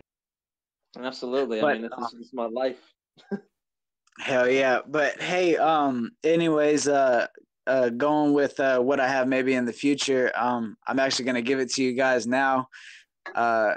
I'm working currently with DKM on my next record. It'll be a full album. It's titled Winter Kill. And, okay. I was gonna wait to release that name, but I am gonna wait for the artwork. The artwork is already done. We're about 12 beats deep, I believe, in, so those are already paid for. I have one Fabi beat and a couple of other tracks that my homie produced for me, and it's all mixed and mastered by him. This will be my first like complete mix and mastered project that I didn't even touch other than the recording process. And man, we have some shit coming for y'all, man. Like, I'm really proud of what I brought out of D. I think he's proud of it too. We talk a lot often because I have to be able to connect with the people first and foremost, with the people that I work with musically. And no, absolutely, and he's a monster, man. Him and Fabi, both monsters behind the production. The dude is a genius, man. I tell him every day, like, is there something you can't fucking do with this music shit? Like, but no, man, he always does it. And so, yeah, it's gonna be called Winter Kill. It'll have 15 songs on it, and as far as the collabs go, I'm planning on having you and Demo on a song. I really haven't even sent y'all the beat for it, but I actually currently have another one in the works with y'all. I just need to get that verse back from Demo. If I record, that verse. No, I'm just playing. Shout out to Demon. He's a fucking monster, dude. I'm proud to have him on this, and that'll just be like a single. I actually don't even own that beat. You know, I'm still on some sloppy shit. But yeah, man, I'm actually trying to get the Winter Kill on iTunes and everything, all other media platforms that you can download music. And things are looking up, man. Shout out to Brutal Business as well, again, because without Skip, I really wouldn't have met D, and actually went through with buying all my beats, man, and just like pushing my music to the fullest potential. Like, straight up, thank you to Brutal Business. I love y'all to the fucking end. Y'all are all like brothers to me. And yeah, man, without y'all, I wouldn't have wanted to completely take it as far as I'm taking it, but now I am, and I'm proud of it. So thank y'all. Well, absolutely. You know, I want to say a couple things with that. You know, we can't wait to hear the upcoming, project, obviously. DKM and Fabi, want to give some major love to them. For those that don't know, they're two great, amazing underground producers that are both on Brutal Business Entertainment. DKM and me have made every one of my albums together that we've done. 90% of it's been DKM. Me and him found each other a long time ago and really have come up a long way together. He was my original member of Brutal Business. That out of everyone that's here, out of the 22 of us, soon to be 24, with some announcements coming up, he was my original fucking rock. So shout out to DKM to the fullest. Demo Demon came shortly after that, so much love to both of them. But DKM is a true genius on the fucking production end and the engineering. Fabi Baby I found a little bit later on. Great guy as well. We're doing the next project together, solely me and him. So I'm mixing it up for DKM for the first time. So out of 6 albums that I put out, this will be the first time that I've released something that hasn't been made anything by DKM. But I wanted to take a step away from that to give something a lot different, and this one truly is. And yeah, I mean, we've got a great fucking team and so much great music coming out for everybody. And I'm just really excited to see what the future brings, for sure. I can't remember. Did we talk about Extra Life since I had to fix the stream? I don't think we did. So, Cody, why don't you go ahead and this time you take it and tell us a little bit about the event coming up and what they can expect. All right. So, November 3rd, me, Skippy, a few other Brutal Business members, Ghost, depending on who else does show up that night, we're going to do 24 hours video game live stream on YouTube, Twitch, and Mixer, I believe. So 24 hours of just fucking gaming, and it is to raise money. So it's not that we get money from playing the games. People have to donate, so we will be taking donations for that. It's starting now, but definitely within that 24 hours, we'll be pushing it like crazy. And it's for Children's Hospital for kids sick in there, to help them get better and to find, you know, shit to make them feel better. Fun shit, should I say. Fun stuff. Give the kids some fun shit, you know? Yeah, funding for, you know, the I sick think what he kids. means by that is give the children medicine to make them feel better, but we knew it. We knew what you meant, Demo. It's all gravy, We're gonna baby. cure some fucking kids on November 3rd through the 4th, because, you know, 24 hours, up all night. Oh, that's gonna be a crazy night. It will be a crazy night, because there's going to be like... Octodad. So let me ask real quick, Chris. I mean, I could ask you this outside the radio, but I'm cool with doing it on the show. You and Megan both staying? Yeah. Okay, so you two, me, Demo. I don't know who else is going to be there, but that's going to be crazy. Up all night long, gaming nonstop. Who knows what kind of mischief and crazy shit will happen. I'll probably end up getting all fucked up and talk crazy stuff like I normally do. If you know me, that happens. Shout out to Donna Rice, his firsthand example of that. He got to see that last week when I lost my mind. Shout out to Donna Rice. Yeah, exactly. For anybody who heard me shout out Donna Rice about 37 times in a row last week, I do apologize. Or 2 weeks ago. Shout out Donna Rice. I'm blaming it on the beer. I'm saying that there was something fucked up with the beer, and it hit me wrong. Because I'm one that can drink pretty well, and I drank 4 beers, and I literally was shit-faced and blacked out after the show and was puking, which is really fucking peculiar. And it was the craziest thing I ever experienced. 4 beers, and it rocked my world, and I literally was like crawling on the floor. But sometimes when you drink IPAs, that'll happen. I think I had a bad batch.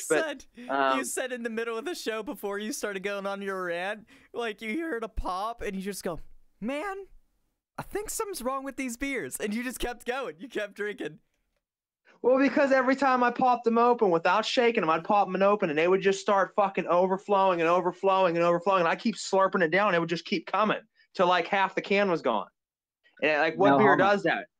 It was really fucking weird. And I don't know, man. Like I said, I drank them. They tasted good, but I was absolutely 100% fine. And then all of a sudden, boom. It was like a sledgehammer to my face, and like I was like literally like swaying back and forth, finishing the radio show, and got off the radio show. And 2 minutes later, I was in my bathroom puking my guts out. And I puked like 5 times.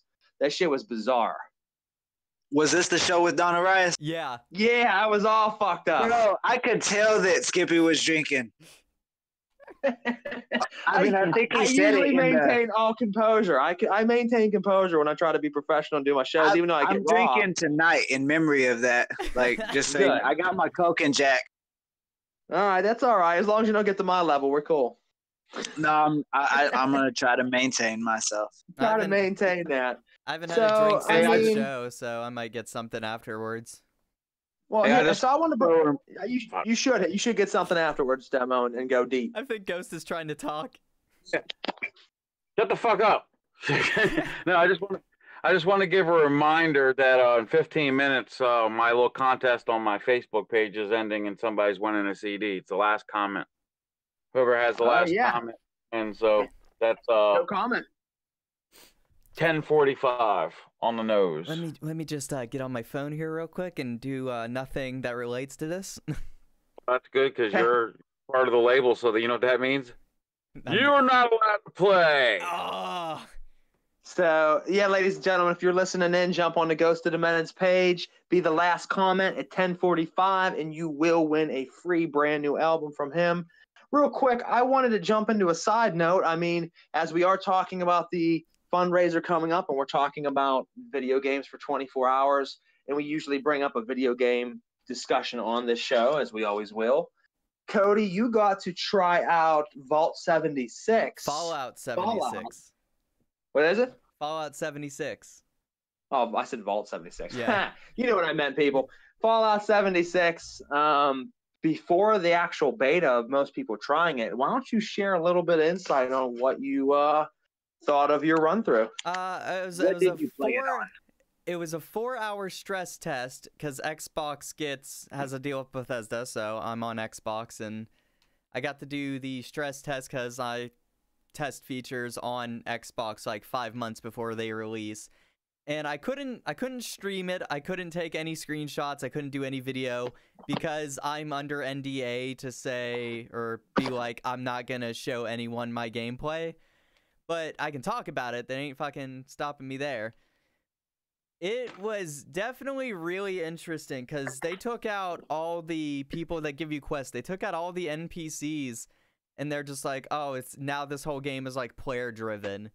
And I think that's really interesting to like give 24 people, put them in a server and say, you run the economy, you decide where the money goes and who gets what and who's going to kill who.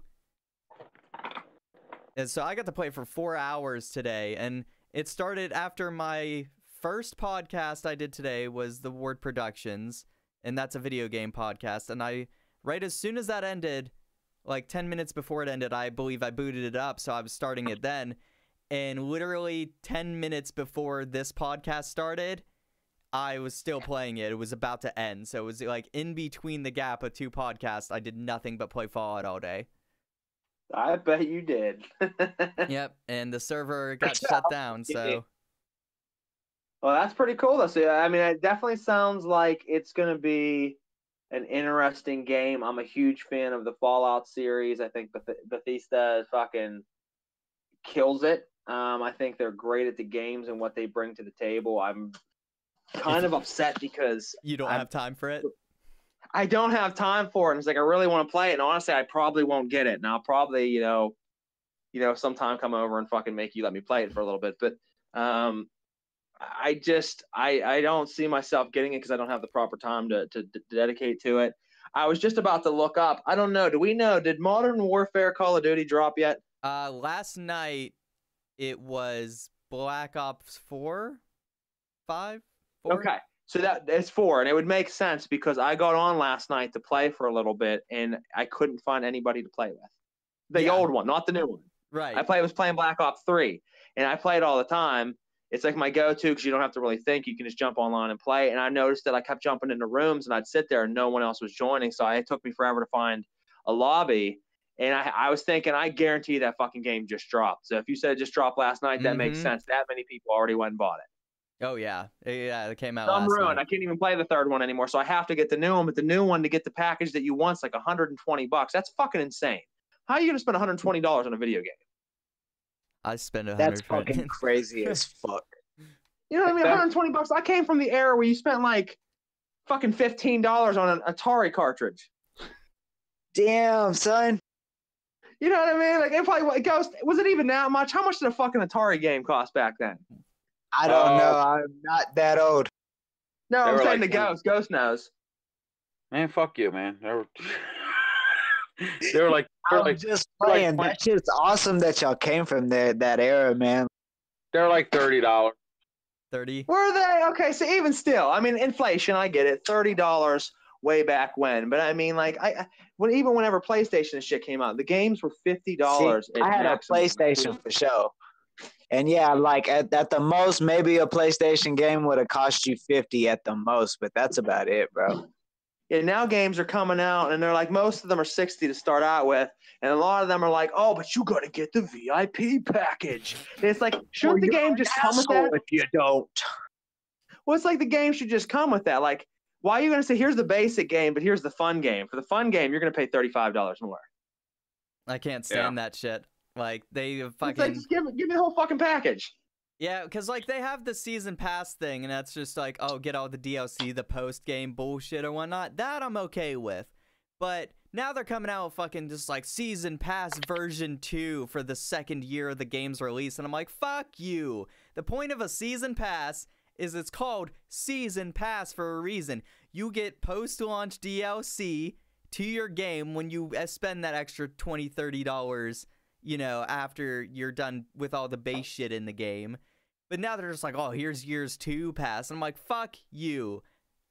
It's just a big scheme, man. That's another thing. We were talking about how everybody's so soft anymore and so fucking sensitive. The other problem I notice nowadays, which is just life in general, is every company and everything involved now is so greedy that shit is ruined. I mean, even look at movie, you know, what am I trying to say here? Like, not establishments, but like movie series and like things that are going on where they play it to death. Like, let's use Saw as an example. I mean, I know it's a little older, but like Saw came out. Saw 1 was fucking genius. That movie gave me a hard on at the end whenever he got up from the middle of the floor. I'm like, you fucking sick genius. Like, that shit was... We need to talk movies. No, we're talking movies because we're going to talk about the Halloween that you wanted to bring up. Dawn's in here. Yes, sir. But, Hey, I mean, that was genius. And then they had to make like Halloween. fucking 16 of them. Hey, before you talk about Halloween, I just watched the trailer today for the Fist of the North Star game that's coming out for PS4. I don't know if you're familiar with Fist of the North Star. It was an anime from the 80s and a manga.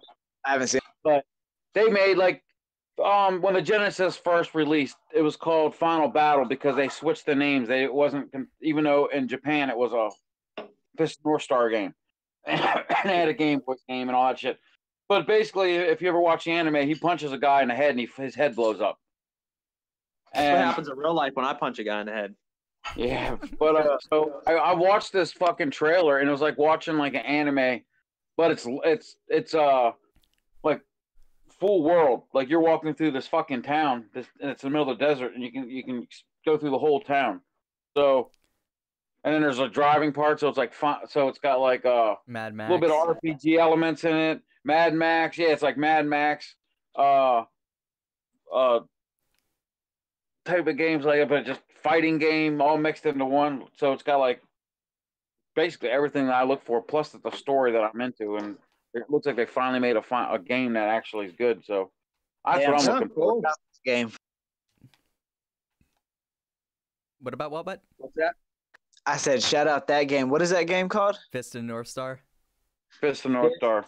Fist of North Star. I'm gonna have to look. The North Star. Yeah, look up the whole shit, and if you can ever find their anime, look that fucking movie. That movie is bad as fuck. His name's Kenshiro, is the main dude, and he has like scars that are on his body, on his chest, like shaped like a North Star. But he has the power, but he has the or like not the North Star, but Is it the one from 1995? No, there's a game that came out. This came out in the 80s, the anime. But then they had Japan had the series, and there's toys that came out from it. There's a Game Boy game, the original Game Boy game, actually called Fist of North Star, and a bunch of other things. But like I said, you have to watch the anime to actually get a complete appreciation. Oh, and if you have an emulator or a Genesis, look up Final Battle, and that's basically the whole. Final Battle is Fist of the North Star without the blood. They cut the Genesis US version, cut out the blood. They still blow up, but there's like green blood and yellow blood. It's not as good. No, I found it. I found it. Now I'm gonna just download it later or something. But yeah, I'm gonna definitely check into that. I found the anime and shit too. Yeah, it's good. Yeah, I'll definitely check into it too, man. I'm always about playing cool games. It's just me trying to find the time to get to. So jumping into movies. Real shit. You can look on YouTube and they'll show the Japanese version where like the heads explode and the bodies go flying when you kick them. You rip your shirt off and oh yeah, it's bad as fuck. Yeah, I'll definitely check that out, man. It sounds pretty cool. Trying to get my computer to work here. Wanted to bring up some movies that are coming out. I know Killa No1ze, and we're gonna bring Donna Rice on here in a second. I see he's jumped onto the chat. Yeah, he's muted and waiting. Yeah, we're going to bring him on in just a second. Why don't you tell us your input on the new Michael Myers Halloween movie. Killa No1ze. I know you wanted to talk about that. Let's see. All right. Ever since I was like a kid, I've always been into like Michael Myers. He's always been like my favorite slasher because I used to be kind of scared of it as a kid, but as I got older, I was just kind of like, damn, this is a really classic ass, very iconic kind of horror character. And I mean, not only that, but the music produced, I think, by John Carpenter, the same guy that directed the movie, is a genius, man. The song actually like adds to the feel of it, and it makes it more iconic too. I think the song itself is very iconic. I used to have the fucking ringtone for when my mom would call and shit. That song's dope. They remixed it for the new movie. They actually made like a new version of it. I want to sample it, but I don't want to get fucking sued. Yeah, I can feel that. I mean, here's the thing. I'm very excited to see what the new movie's going to bring to the table. I was a very big fan of Rob Zombie's remake rendition of the first two. I love it. I know John Carpenter personally was not a fan of it and called Rob Zombie a hack, which caused a lot of, he called him a liar too. He called him a liar too. Which is fucked up because honestly, here's the thing. John Carpenter created an amazing character and made a crazy, cult classic movie. I keep wanting to call it series. What would be the correct word, guys? I guess it's a series of films. I mean, would it be series? All right. Well, franchise. Franchise. Yes. There you go. Franchise. That's what I was looking for. So he made a great franchise out of the Halloween thing, but you can never take that away from John Carpenter. He made an amazing, movie, amazing franchise. But I think personally, Rob Zombie's two, remakes blew fucking John Carpenter's out of the water personally. And same as Killa No1ze, my favorite slasher growing up was Michael Myers and Halloween. Now, since as I'm older and I've reviewed, movies more, and I actually have a little column that I write about horror movies from time to time, I've been kind of slacking on. It switched over to Jason. I think Friday the 13th is my favorite series of movies or franchise. But what are your guys' take on Halloween with Rob Zombie? What do you think of it? First movie, I didn't see the second one, but the first movie, I thought he did fine. I thought it was all right. I personally enjoyed it. I didn't see the second one though, because I kind of don't want to go into it because I heard it was fucking garbage. And I felt like he made it the way that it was supposed to be originally. Like Skip said, he just kind of took John Carpenter and molded it into something to where like it was more core. You learned who Michael was as a boy, as to where the first one, you just kind of see, the POV point of version of him going upstairs, murdering his sister. Then they just take off the mask and that's the only time you see Michael. As to where Rob Zombie's, it takes you to like a psychiatric state in the asylum. And yeah, man, I think Rob Zombie did a great job with him. And it was kind of whack of John Carpenter to say that in the first place, knowing what kind of movies that Rob Zombie makes, like you can tell a Rob Zombie flick just by the fucking language in it. You can tell by the characters. The way they talk, the characters, he showed like him seeing his mother and the white horse in it, which Cody, you wouldn't have seen that because you didn't see the second one. Right. A lot of people talk. John Carpenter made a statement: you won't see any fucking white horses in like shit like that in my movies. Well, I get it, bro, but it's to show you inside the mind state of someone who's completely psychotic. He's seeing visuals. He's seeing hallucinations around him.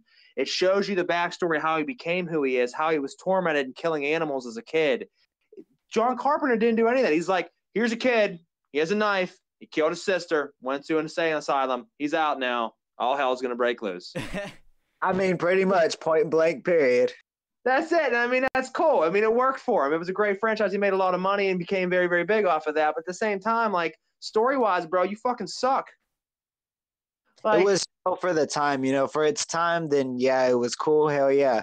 But whenever Rob Zombie did his shit, there millions of fucking horror movies had come out since then, and like Rob Zombie just had other shit to compete with as well, I feel. So yeah, I think that had a lot to do with it too. Absolutely. I'm looking forward to seeing it. Why don't we real quick, I want to take a side note. I'm going to jump in. Don, if you're still on the chat with us, jump on in, brother. I'm going to start firing some questions at all you guys. We're going to give quick answers, though. That way we can keep things short. And I'm going to come up with some crazy fucking questions or facts. I want to see what you guys think. First off, Donna Rice, what's going on, homie? Nothing. I'm just drunk and felt like coming in here. Oh, man, you're pulling an Ickum. I see what's going on here. I still had the app, so yeah. Oh, cool, man. You should keep it, man. We can keep in touch from time to time on here and feature you on the show. Don't need to trade numbers when you just got Discord. You just send a Facebook message like, yo, Discord right now, voice chat. Listen, completely aside from that, I want to let you guys know, did you know that rats actually laugh when you tickle them? Fuck no. That is an actual 100% fact. It's true. Right there, ladies and gentlemen. If you tickle a rat, it will laugh. Ain't no fucking way. Are you serious? I swear to you, it's a real fact. It's been proven.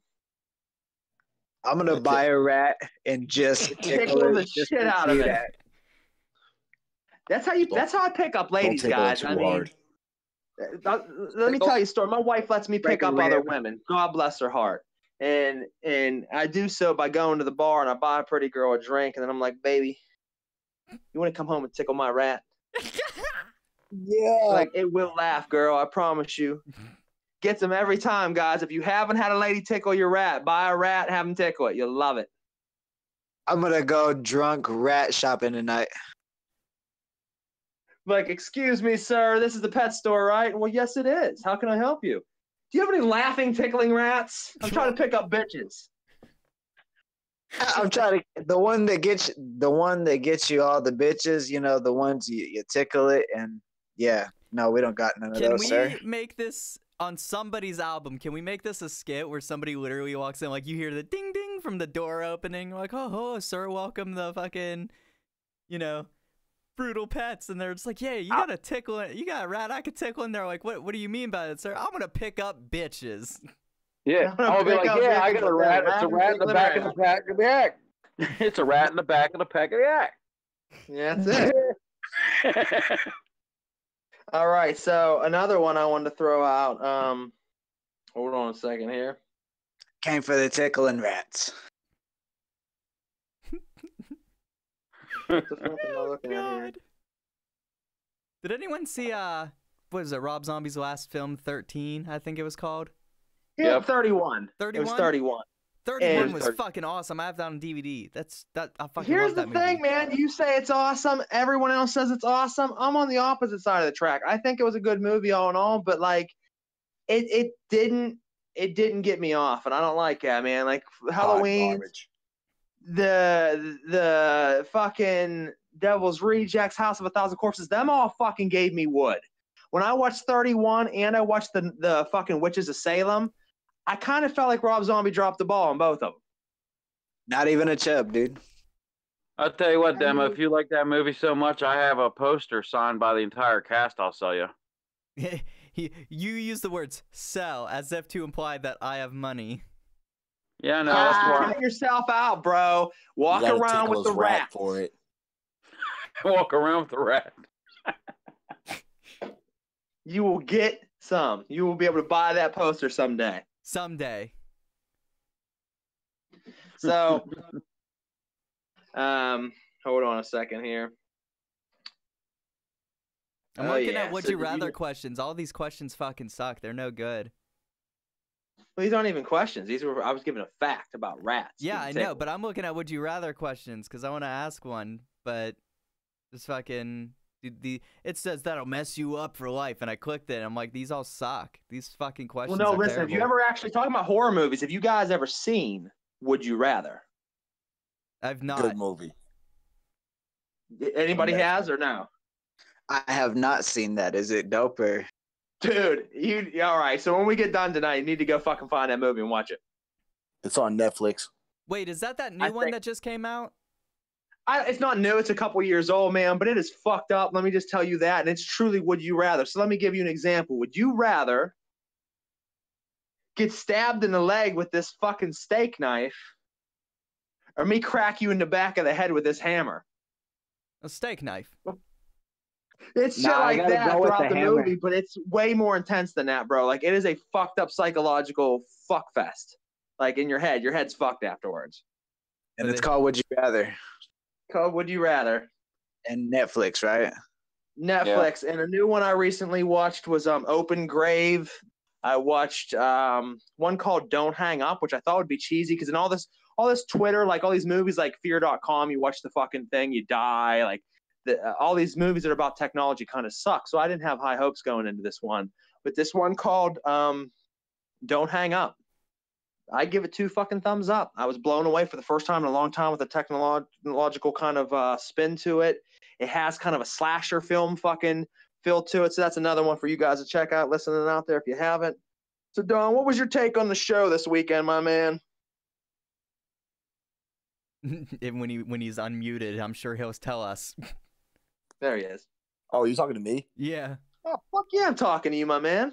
Oh, the show this weekend? The concert? Yeah, what do you think of Night of the Shrunken Heads? You got to play both nights. We were only there the first one because we had to get back to Pittsburgh. What did you think of the overall experience? Yo, night 2 was way doper. I'll put it that way. Night 1 was dope too, but night 2 was just like Carl's Tavern is a weird, dope venue. It's in the middle of nowhere in a dead ghost town, but it's popping. It's a little juggalo bar, so there's like so many fucking heads there just to rock out. And Raz, actually, I don't know if you saw the post. Next year, I guess we're doing both nights there instead of the Vets Club shit because the place is just so accommodating. Everybody, it's like an underground spot. But in general, this show was awesome. I got to meet a lot of people I've talked to online, just like you were saying earlier. And yeah, got to link up with a lot of people I've been homies with through the interwebs for some times and never got to chill with in person. And the fucking performances were off the hook too. All of them. I still never suffered from that hot sauce, Skippy. Listen, man, it's coming. You keep saying that, but nothing has happened. Your ass is gonna feel like pins and needles. Did you tell him about your fish sandwich? So listen, this Vets Club, all right? So check it out. When we were at the Vets Club, or whatever the fuck it was, I went up and went to order a hamburger, and Ghost had already had a hamburger and said he didn't get his pickle and didn't get his chips that he was promised on the menu. So I said to the guy, hey, man, this was supposed to come with pickles and a chip. He's like, yeah, we're out. But that's weird because I said 2 things, so he didn't say which one. He was just like automatically, we're out. So he was like, fuck you. I don't like juggalos. I don't like fucking underground weirdos. You could tell it in his face. Like everybody else, the owners and stuff that came out and spoke later in the night, they were all loving. But this bartender wanted to mass murder everyone in the fucking room. Be there. That guy did not want to be there. He did not want to be there. So I'm like, well, how's your fish sandwich? He's like he didn't even want to answer me really. I was like, is your fish sandwich good? Is what I said to him. He said, sure. I'm like, yeah, I'll take one of those. Well, why the fuck would you ever get a fish sandwich? I love fish sandwich. Well, why would you ever get a fish sandwich from a vet's place? Like, it was all bad, guys. I got it. I'm biting into it. In the middle of it wasn't like fish. It was more like a paste. Like, as I was eating it, it was creamy. It was like almost like chicken Alfredo inside the middle of it. God damn. And I'm eating it still. And I'm like, I'm so hungry that I don't care. I'm eating it. So I ate that. And I told, Bella, I told Ghost and Demo, I'm like, we're going to have a major fucking problem later. I was like, I'm going to tear that bathroom up. That motherfucker exploded on you too. Don't forget that when you were eating it. And when I bit into it, the motherfucker squirted like 2 feet all over me, like a 2-foot circumference, squirted on me. So I'm like, fuck. I wiped it all up. I took my second bite. It did it again. So sure enough, the next morning I woke up and my stomach, and we're 4 of us sharing one hotel room. My stomach is fucking just doing backflips, and I'm like, guys, I'm so sorry. You woke up before anybody else and snuck into the bathroom of our bloody covered hotel. Yeah, I snuck into the blood room and fucking shit my brains out. And it was crazy. So needless to say, ladies and gentlemen, do not order fish sandwiches from unknown venues. My fun fact of the night. Nice to know what tour life's going to be like with you guys. Oh, bro, not with chickens or not with fish sandwiches. You won't. You'll get to see me strictly on beef. That sandwich smelled like all bad, Don. That sandwich was not smelled like dead Colombian prostitute's twat. I've been there. Cheeseburger was good.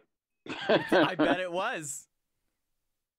Yeah, By well, the time didn't I taste ate at the like best fucking club, I pickle. was so drunk I couldn't taste anything. I actually didn't, because of our show, Dawn, together, me, you, and Demo. I haven't been drinking since that night because I literally puked my fucking guts out, and I don't never do. Like me and my wife have been together for almost 8 years, and shout out to her, much love. She supports me. She's the reason that any of this is even possible. But the other night after our show, she said to me, "I think this might be the first time I've ever seen you throw up." Now she's seen me blackout drunk to crazy capacity. She's seen me have the flu and be sick, but she's never in almost 8 years ever seen me throw up. So that's why I said earlier that I think something was wrong with the beer, because how do you drink 4 beers and puke as much as I did whenever my wife hasn't seen me puke in 8 fucking years? Very strange. I don't puke even when I'm sick. But definitely was an experience. But at the show, normally I would have been, and I only had 1 or 2 drinks the entire night at that whole night of the Shrunken Heads Festival, night 1. So I'm kind of proud of myself on that one, because that's not a normal. And I didn't drink it twisted the other night. I had nothing the other night. Not a fucking drink. That's Well, that's good. I only had I'm like trying 2 to be as a well. good guy, guys. I had like 2 bottles. Of whiskey. I had only 2 fifths, and then I was done. So, I was watching Demo at the night of the Shrunken Head. Couple drinks in him, and he was talking to everybody. He come right out of his show. He was talking to, he was walking up to everybody. It's How you because doing? like my anxiety and depression was all kicked in, and I was like, okay, Jack and Coke, and like my head literally just all the voices stopped, and I'm like, oh my god, clarity. yeah, You guys I are mean, alcoholics. we do drink a little bit. I drink a drink lot. heavily. But Awful quiet in here. Yeah. no, I was Yo. contemplating my life. Hey, I got a question for Killa No1ze. You're from Dallas? Yes, I am from Dallas. I was I went to you still live Skyline in High Dallas? School in Pleasant Grove. Yes, I actually stay in Irving, a little bit outside of Dallas. I'm sure you're familiar with where that is. Yeah, we got to do some. You go to any shows out there or anything? I've been getting asked to come out to some shows out here, but right now I'm just kind of working on the album, and I want to actually perform the music that I own rather than like some of the Word. mixtape shit, like off of Depressed and Designer that I've done. Well, let me know whenever you're ready, because we put on a lot of shit out in Fort Worth. Yeah, That's where no, my buddy lives. I know about. I actually found out about you through Starve. I think. Are you still on Spirit Bottle, or do you still? Nah, that's a long gone thing, unfortunately. But Yeah, no, I feel you. Shit happens, brother. dude's dope though. Yeah, no, Starve, shout out to Starve, man. Starve is a cool cat. I'm still currently trying to get him on a couple of things. I talk to him from time to time, but he's actually going to be on the show coming up here sometime in the very near future. So make sure everybody's watching out for that. We will be interviewing him as well. It was funny because I actually wanted to introduce you guys on the show tonight as well, because Dawn, you said about jumping on for a little while. Both of you being from Texas or living in Texas, think it'd be a great connection for the two of you to make. And I actually think that the two of you on a track together would be dope as fuck personally. That's something I've actually thought about before in the past. Yeah, I definitely. I'm thinking about it myself. Like since I first heard Don's music, I've always thought about us touching a track. I also heard a song that he did with my homie West Coast, which is what is the track called? He's on my first collabs album, Ghost, West Coast. Yeah, I think it was that Wicked Ways collabs. Is that what it's called? Yeah, that Might Get Snuff track with him. That's a homie. Yeah, the Might Get Snuff track. I just couldn't remember the name. This fucking Jack and Coke, but yeah, it's on my Spotify, man. I still bump that. Yeah, we'll have to link up and do something, bro, for sure. Especially with both DF Dub. Yeah, definitely, man. I'll send you some a DM soon or something. We'll have to work on some shit. for sure. Hey, my mom lives in Fort Worth. Donna Killa, if I give her her address, you should go knock on her door, ask for her husband, because I really don't like that dude, and break his fucking kneecaps. I got you, bro. Just send me the Addy and I got you. He's like, listen, I want you to break my random white fucking boy mom's just fucked boyfriend's me up. legs. No, I'm gonna have to show up in a mask though, so that way nobody can trace it back to me, and we're gonna have to actually cut this out of the YouTube version. Can we do that? Hopefully nobody's recording. It's live, this. so it auto uploads. I can't edit it. Jesus. Okay. Well, yeah, It's that's all right, man. what Our show's balls to the wall. We don't care. We say crazy things we shouldn't say. And for the powers that be, I mean, I'm sorry, but it is what it is. We're breaking kneecaps. It is what it is, man. The kneecaps gotta go sometimes. Kneecaps gotta go. Sometimes in life, kneecaps gotta go. Sometimes they gotta go. No, absolutely. You never know. Can we start branding this podcast and like make shirts out of that? Because I want to make a shirt that's just like brutal business. Sometimes kneecaps gotta go. That is fucking amazing. Yeah, no, man, that'll be a shirt and I can't say because I don't want to ruin my slogan, but I made up that slogan on the road the other day over the weekend when we were coming. I think I could sell some shirts on that shit. So we got some cool things coming up, some fun things. I think some fun things can sell sometimes. You never know when people are really into silly shit. Oh yeah, dude, goofy Those shit sells. inside jokes, shit, man. I'm telling you, tonight after a podcast, I'm making the kneecaps gotta go shirt, and I'm sending you the draft. Get it over to me. We'll get it a thumbs up and get it going. Oh yeah, the Extra Life shirt is on sale right now too. By the way. Yeah, it's a good shout out to the Extra Life shirt. If you are supporting the benefit coming up with us playing the video games for 24 hours, raising money for Children's Hospital, we do have shirts that all the money is donated to that fund. So please pick up a shirt. It's a great way to have not only brutal business merch, but to be able to support something that's very important and show your love on that end. If you need the links, hit us up. We can let you know. Dawn, real quick, since you are on the show, and I know you just had your album just drop as well. Why don't you tell us real quick, even though you did last week, for anybody listening this week, a little bit about that project and where people can find it. Wait, he's always muted. We always gotta wait for him. He takes a second. He's hiding out. Or he's not even here. He left the building, ladies and gentlemen. We've killed him. He's going to break caps. He went to go break some kneecaps. Yeah, he's already on it, bro. He took it very seriously, Chris. As soon as Ghost said something, he just fucking located it through Google Maps, and he's already on the kneecaps being gone shit. No, that's what happens here at Brutal Business. We don't play games. We get things done. We fucking take the kneecaps out, bruh. So, I mean, if you had to pick between being eaten alive, burning to death, or drowning, what would you pick as your way of going out of those three horrible ways? Definitely not eaten alive. I had a discussion with my buddy. It was the elements, Battle of the Elements here, and he's just like, he said fire. I said, fuck no, I'd rather drown. He goes, but if you're doing fire, like drowning, it's kind of like a swelling pain and it sucks and you go all the way through it before you die. He said fire though, once you're burned so much, you just pass out from pain and then like it takes you from there so you don't even feel it the rest of the way. And I was like, that's a good point. I've heard that too, but just think about how horrific it would be to fucking burn alive. Like, I don't know, I'd have to go with eating alive, man. I'm going with drowning. Ghost? Burn alive, man, because like I've heard that too. Plus the smoke inhalation and all that shit. Fucking, you'd be out before you're dead. Well, real quick, I want to share a story with you guys because I can kind of give input on one of the three of those. Me and my buddy had entered into a warehouse that maybe we shouldn't have went into. I'm not going to incriminate myself, but either we should or should not have had access to this place. And we found a bunch of jugs of some type of clear liquid, but it didn't have your normal like rubbing alcohol smell or gasoline. It was a flammable liquid, and you dump it, it would burn off, and it would burn in crazy colors. And then once it burned off, it was gone.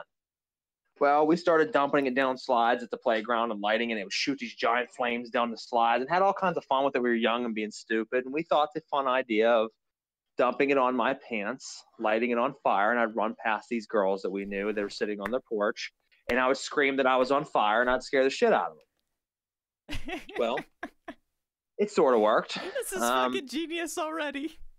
He dumped. I was like 15, maybe 16.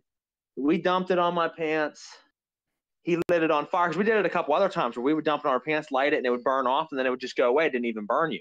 Well, whenever we were getting ready to do it that time, he dumped it on me, and he dumped a little too much, so it soaked through my pants. So he dumped a little on his shoe, lit his shoe, and then he kicked me. And when he kicked me, it lit me on fire. And I ran past the girls' houses. I screamed, "Help me, I'm on fire." And they knew us very well. And they jumped up and ran down to try to help me. Well, then I didn't realize there was so much of it that it actually soaked through the pants and started rolling down my leg in liquid flames. And it started burning the skin off my legs. Well, then I actually started really burning, and I was screaming, and I threw my pants down, and they tried to help me with pulling my pants off and getting it off me. And when I threw it down, I wear boots a lot. I was wearing fucking boots all tied up to the ankle. So that when it got down around my boots, it got stuck, and it started burning all the hair off my legs and more of the flesh on my leg. Ended up, it was pouring out at the same time. After they finally got off me, I just walked away from them, didn't say anything, and I went back into the alley, and I rolled into a ball in fetal position, laid in a puddle, and cried like a little bitch because the flesh on my leg was literally hanging off my leg. I had third-degree burns all over my legs. So I can tell you firsthand, even though you might go pretty quickly with burning, it is an excruciating, mind-altering pain that you've never felt. Like feeling my fucking skin literally burn off my body was insane. So I would have to go with drowning, I think. 2 points for drowning. And I can't believe I couldn't like fucking fathom the drowning thing either, because just the thought of like fighting for breath and then, you know, all you're really taking in is water. Like, I don't know. That's just crazy. Well, the thing I think with that is you take a breath in, it really sucks. I don't know if you've ever been stuck underwater and had to take I think everybody has, and had to take a big breath, and you took a big breath of water in. It sucks because right then and there you're like, and you try to take another breath. It would be horrible to take one after another of water. But the thing is, after, like, I would say like the first 5 big fucking breaths and gulps of water, you would start to kind of daze out and you would just kind of drift away, I think. It would suck nonetheless. Right. But it wouldn't be, I think, so much painful. Getting eaten by something or burning is going to be extreme. Yeah, I just think of Quinn. I just think of Quinn on Jaws getting fucking mashed up. It's like, fuck that. Yeah, I couldn't imagine an animal eating me. I mean, and then it all depends on what's eating you. I mean, there's different degrees of it. That is true. Are you going to get eaten by a lion that's probably going to pounce on you, break your fucking neck, and you're dead in a couple seconds? Or are you going to get eaten by fire ants? There's also those big ass fucking snakes that could just like swallow you. Like, what would that shit be like? Anaconda. Okay, so not to try to tell you guys a bunch of stories, but we had an 11-foot long Burmese python that was my brother's. And we used to take it out of its tank and take it out into the streets, and cars would literally stop, come up and get pictures with me holding it. People would walk by and like bring their kids, and people would hold it. And it was always a friendly snake. Well, I made the mistake of a girl came over to my house and she brought her sister, and she said, "My sister's terrified of snakes. I want you to show her that there's nothing to be afraid of." He was shedding at that time, and I knew I shouldn't have taken her up there, but I was like, well, we'll show her. Nonetheless, it'll be fine. He never was angry. Well, the problem is we fed him a big rat that morning. He was sleeping. He had the film over his eyes because he was shedding. So when I went up and I reached inside the tank to wake him up and I touched him, it startled him. As soon as he woke up, the first thing he would have smelled was rat in the cage. He can't see. So he just whipped his head around and latched into my arm. Next thing you know, he wraps around my arm and starts pulling me inside of the cage. So I took this poor girl that's terrified of snakes, and I'm here to break her fear. Well, I end up traumatizing this girl. And you just catch a break. You fucked up. She screams at the top of her lungs and runs out of my house. I never seen her again the rest of my life. I don't even know who she was. First you burn your leg and then the snake? Jesus Christ, Skip. Well, so her sister, the girl that brought her over, I pulled the snake out because he wrapped around my arm. He was a Burmese python, so he starts constricting my arm. I started like bleeding all over the place. My arm was going numb because he was squeezing it so hard. He was trying to pull me inside the cage, but I pulled him out. And I laid on the floor and I looked up at her and I says, "Please go get my mom." She walked downstairs and my mom was on the phone in the back side of the house. And she walked into the room and she's like, "Excuse me, Mrs. Jagaman, your son's upstairs." She's like, "He has a very large snake on him. He needs help." And then she just turned around and walked in my house. I never seen either of those bitches ever again. I mean, do you really blame him? I mean, no, I don't blame him, but we had to pry that fucking snake's head off with 2 screwdrivers. He was latched onto me so hard. Oh, Hey, not to change the subject, but I just want to announce that Brian Miller won the CD. congratulations, Brian Miller, Brian. you were the happy winner of the CD, my man. Congratulations, Brian Miller. Shout out Brian Miller. But nonetheless, I mean, I've never drowned, but I've taken in big gulps of water. I have been attacked by animals that tried to eat me, and I have burned my flesh off my body. So, end of the day, all 3 of them suck. Back to the fire, though, and I thought about this, and I've never had this thought in my life. You know how, like, sometimes when the water in the shower kicks in a little bit too hot and, like, you react enough to get away real quick? Well, recently I had this experience where the water gave me no time to know, oh, this is getting hot, or I was zoned out and I wasn't paying attention or something. But my shower water got super fucking heated for no fucking reason. And I actually, like, did this, like, this scream, this yell that I've never done before. It was like a pitch I've never reached. And, like, it went back to normal. And I had this thought to myself, and I said, man, so that's the noise I would make if I fell in a volcano. You know what? I mean, that reminds me of the scene in Sleepaway Camp when the fucking little boy girl thing. She knocks that giant fucking pot of water over on the chef, and it's all boiling water, and it melts his skin off, and him screaming at like some high girl-pitched like yelp. I mean, that's some real shit. Boiling or hot water, if you get it dumped on you or spilled on you, that's some intense shit. That would be way worse, I think, than any of the other ones we named. Yeah. Fuck yeah, skin peeling off and shit. Yeah, because you're not gonna like burn like flames, and it's gonna burn you out real quick and you're dead. I mean, someone dumps a giant thing of fucking boiling water on you, it's literally going to melt your skin off your body before you die. are fucked. And or you end up like Cropsy. Yeah.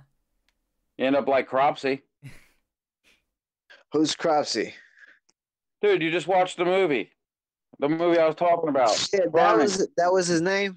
The the fucking counselor or whatever he was doing.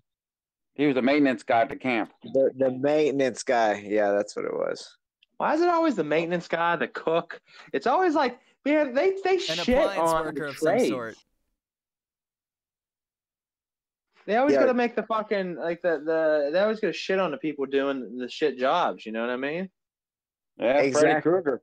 Well, Freddy Krueger was like a maintenance guy, too. Why does the janitor ever come out as the last one living and dominate, you know? Why can't the fucking janitor get a break?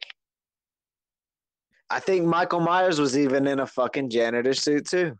Yeah, he was. It was a mechanic suit. He killed a mechanic. Yeah, it was Halloween 6 when he escaped. Wait, that was the one where it was all about Satan. They kind of took like a sidestep in the Halloween franchise, and number 6 was the one where it started out in that underground bunker. Michael Myers. That stupid rune bullshit started in 5, the tattoo on his hand.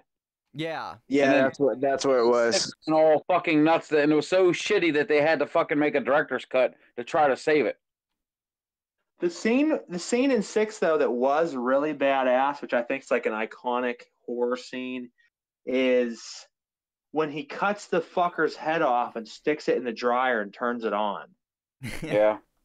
And that chick like comes home and she hears noise and it's pitch black, and she goes in the basement and all she hears is the thumping in the dryer, and she knows that something's wrong. She doesn't know what, and she's scared, and she pulls open the fucking drawer in the dryer and his head pops out, and I'm like, yeah.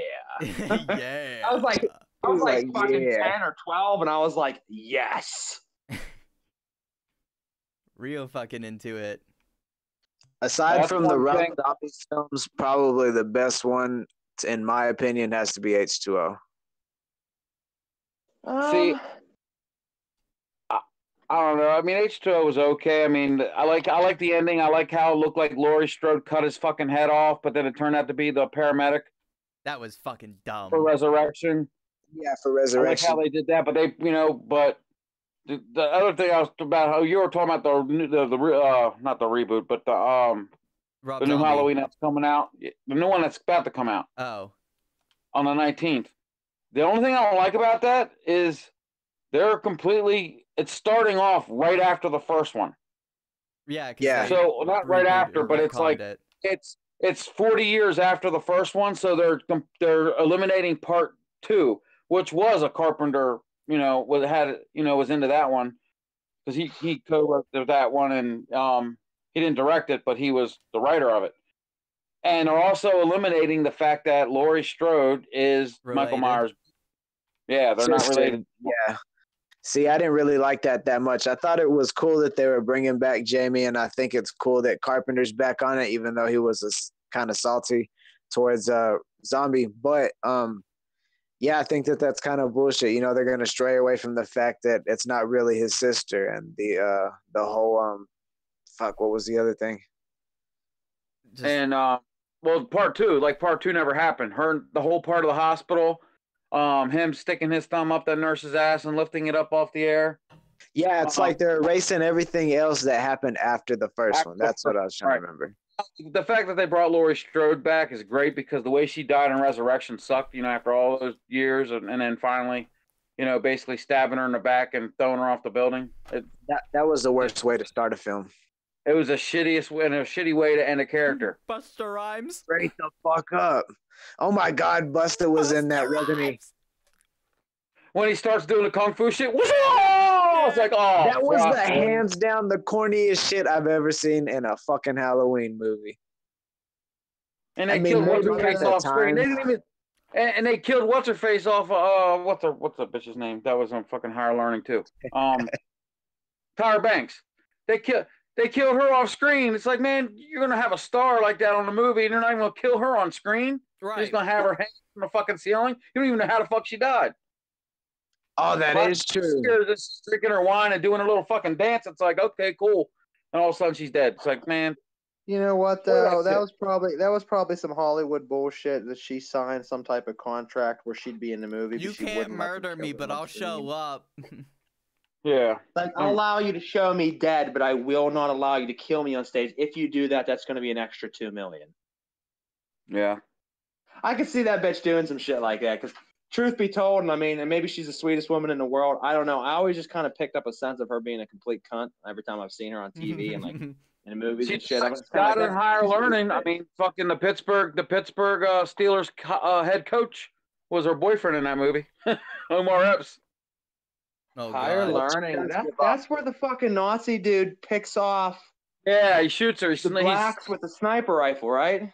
Yep, he gets her with a sniper rifle, and then Omar Epps fucking beats the piss out of him. Oh, wow. I haven't seen that movie in like 15 years. And Busta Rhymes is in that motherfucker, too. He is in that fucking movie. Because he goes one-on-one with the fucking big muscular skinhead motherfucker who played Leatherface. Okay. And he was also in that football movie, The Program, Lattimore, the one that fucking was on all the steroids. Okay. Huh, that's pretty interesting, man. I haven't seen when the original Leatherface died, he was the one that shit on him after he died and was like, well, I'm Leatherface now. Motherfucker, you're Leatherface. Since you brought up Leatherface and we're getting ready to wrap up the show here in a few minutes, what is everyone's take, not on all these other new ones recently, but the one from about 10 years ago that had the dude, I can't think of his name right now, normally I know it, the guy from Full Metal Jacket, the remake of that original Texas Chainsaw. He was Leatherface in that. That's the one. He was Leatherface. The one that had the chick from fucking Picket Fences. What the fuck was that religious show? Jessica Biel. Jessica Biel. She's fine as fuck in that movie too. Justin. God damn, does she look good? Mrs. Justin. Man, that is the fucking finest she has ever looked in any movie. And honestly, my input on that Texas Chainsaw Massacre, it's probably the best one too. That's the only one I have. Texas Chainsaw Massacre 2 is the best. Because it was fucking crazy. I agree with Killa No1ze, though. Like one of the original ones. That was a reboot. Oh, the okay, originals, okay. Out of the originals, that was a reboot, and then they rebooted it again, and now they got the prequel. But out of the original series, I think part 2, the first one was cool. I mean, it started slow and it had the iconic moments, with the fucking hitchhiker and shit like that. Yeah, right. Yeah, that was awesome. I would like to know how she pulled that magnum out of her vagina, though, because that, ladies and gentlemen, that was either a 44 or a 357 long barrel magnum. And I'm sorry, but it don't matter how much pounding you've taken in your life, you are not fitting that up your cooch. And everybody talks about that shit. But part 2 has Bill Moseley as fucking Chop Top, dude, and that movie is so fucking crazy and funny. And you know what I mean? That as a series Bill for me, Moseley is a fucking horror icon. And he is. Much love to him for everything he's done in the horror film industry. I mean, just what a fucking great actor and great personality. It's not only in movies, but several Twisted albums on the new Zool fucking album for Axe. Yep. Pretty fucking cool shit. I remember growing up scared as fuck driving through the countryside of Texas and shit because of those damn movies. And it wasn't even based out of Texas, really. It was based off of Ed Gein, I think. It was. They took bits and pieces from other stuff. That's what a lot of movies are based off of, Ed. That's based off of Ed. Psycho was based off of Ed. Yeah, there was a bunch that were all based off of Ed that they kind of just put... Bill from Silence of the Lambs. Silence of the Lambs was fucking genius too, man. Shout out to that franchise. That was a great franchise. Red Dragon was fucking beast mode. Love that movie. It really was, bro. Fucking Red Dragon. I forgot about Red Dragon. The dude who plays the Red Dragon in that movie, I can't think of his name. He's in a lot of romance movies and shit, but he was a bad guy in that. He fucking nailed that role. Like him with his cleft lip and shit. I think everybody that played Hannibal Lecter did a good job. They casted him well every time. They did. I mean, I liked all of them. Edward Norton was really great throughout that franchise. Edward Norton, I mean, I have a lot of people I know that say they don't like him as an actor. I love Edward Norton. I think he's a fucking beast. Edward's awesome. He is. He kills it. The score with him and Robert De Niro is genius. Yeah. Great fucking movie. Which brings me to another movie that came out like in the same year, which was Fight Club. And Fight Club is the fucking shit. What's the first rule of Fight Club? Don't talk about Fight Club. Man, you're right. I'm over here breaking the fucking rule. Rule 2. You don't talk about Fight Club. I mean, whenever you find out that Brad Pitt doesn't actually exist in that movie, I think everyone was like, what the fuck? Yeah. Like, how it's like the moment. Here's another Brad Pitt movie. It's like the moment when you're watching Seven and that box is delivered in the middle of the desert.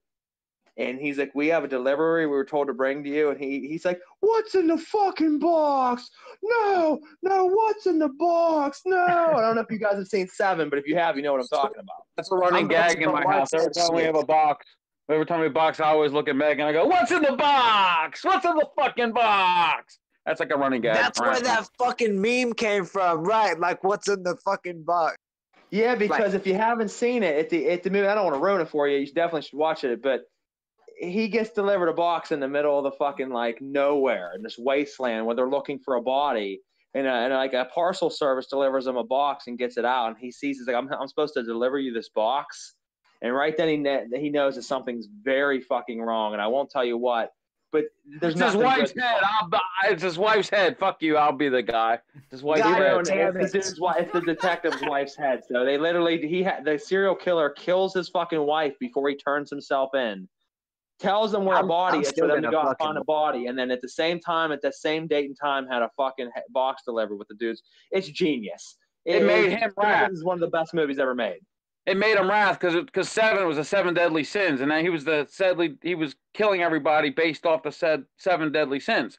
So he turned himself in, knowing that Brad Pitt was going to see his wife's head and kill him. And of course, he's a cop, so he was going to ruin his life. So he became wrath and shot Kevin Spacey in the fucking head.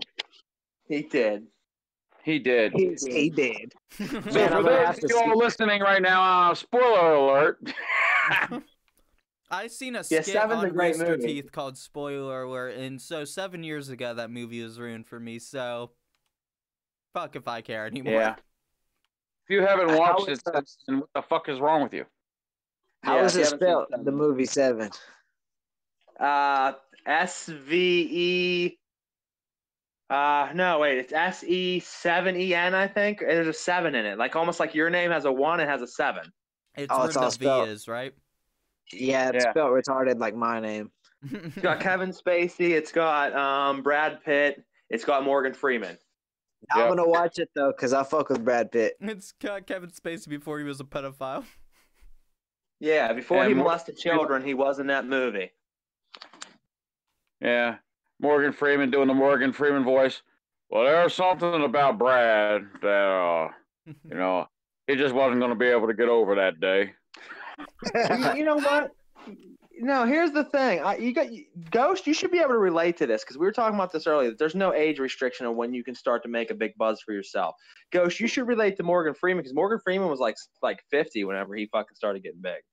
And Yeah. I'm just busting your balls. That's amazing. But Morgan Freeman literally was like 50 when he first got his like big role. So that's awesome. Let me tell you about my friend Andy. His voice is like there will never be another voice like Morgan Freeman's. Absolutely not. Have you ever watched like the Planet Earth? Like watch Planet Earth where he's like, and then we look at the beautiful butterfly.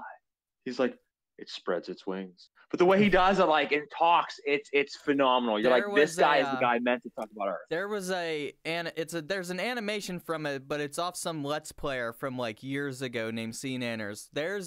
Someone made an animation for him from one of his videos, and one of the people he plays with is a voice actor, and he did fucking Morgan Freeman spot on this game where like the killer's invisible.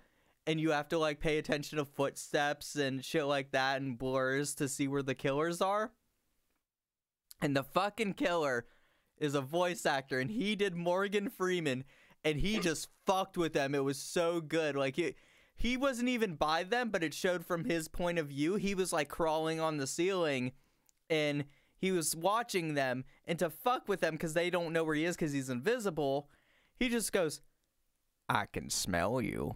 In fucking Morgan Freeman's voice. And they start freaking out, shooting the walls and everything. He's like, I'm creeping around every corner. But you know, what we were talking about earlier, like have we had to pick the way for us to die? We either be eaten, we either be on fire or drowning. You know, if Morgan Freeman was there to narrate it, it might not be as terrible. Be like, well, Ghost is on fire and you know, he's had a nice long life, but oh shit, his pants are aflame. He does have a way of making everything seem okay. You know, he might be burning, but you could tell he's distracted. And you're like, where the fuck is that voice? I think you guys almost morphed two people. That's like a mixture of Morgan Freeman and fucking Bond. We were talking about Bond the other night.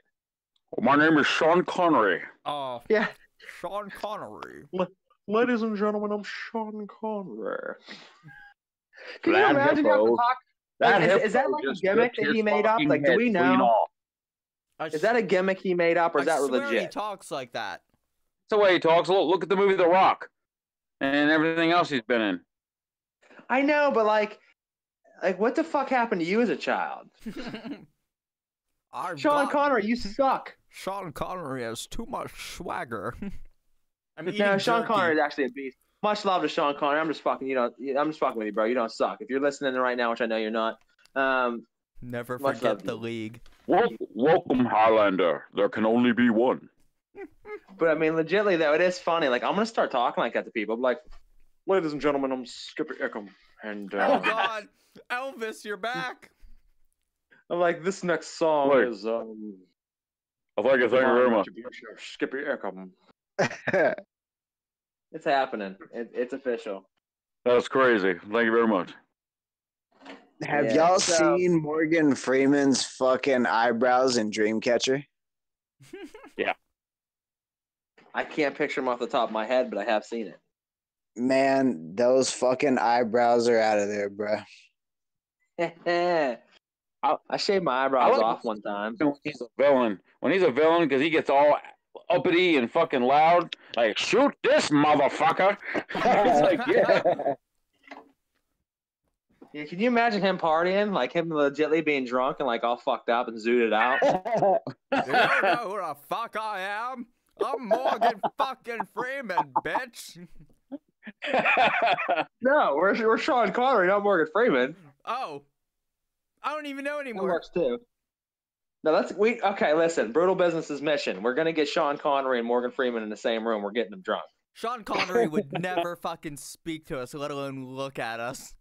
Oh, he will talk to me, Demo. Look, we're gonna get them in the same fucking room, and then we're gonna have Donna Rice break their fucking kneecaps. Yeah, Because sometimes the kneecaps just gotta go. Donna Rice never came back. He legitly left to go break that dude's kneecaps. He did.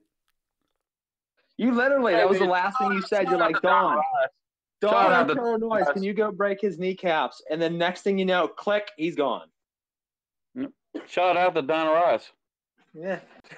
Shout out to Donna Rice, yeah. Shout out to Donna Rice. Inside joke.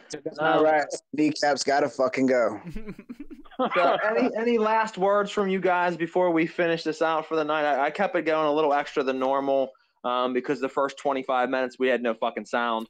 14 minutes. Yeah, but on behalf of Killa and I, thanks for playing our new music, because we're trying to promote our albums, but, that's okay. Yeah, we can play a song right now. Do you have a way of playing one of demo song or one of Ghost songs right now? I've all 4 songs here, so whatever one. All right. Play one of the 2. We'll play one of each of them, and we will finish the show up. Jump into that now. When we are playing that, don't talk because our system is a little fucked up right now. We have to do something to it. Yeah, because they'll hear you over the song, so you could just type in, because you'll stay connected to voice. You can type in the chat. You just mute yourself during the song, but pick one of the 2 songs, Ghost. We'll go into yours first, then we'll play right after that Killa No1ze song. We'll give him a chance to shout that out, and then we will finish up the night. Which song would you like to shout out? Well, this is Morgan Freeman, and I like to hear Ghost of Dmented's Black Mirror Boogie. All right. Ghost of Dmented's Black Mirror Boogie. Here we go.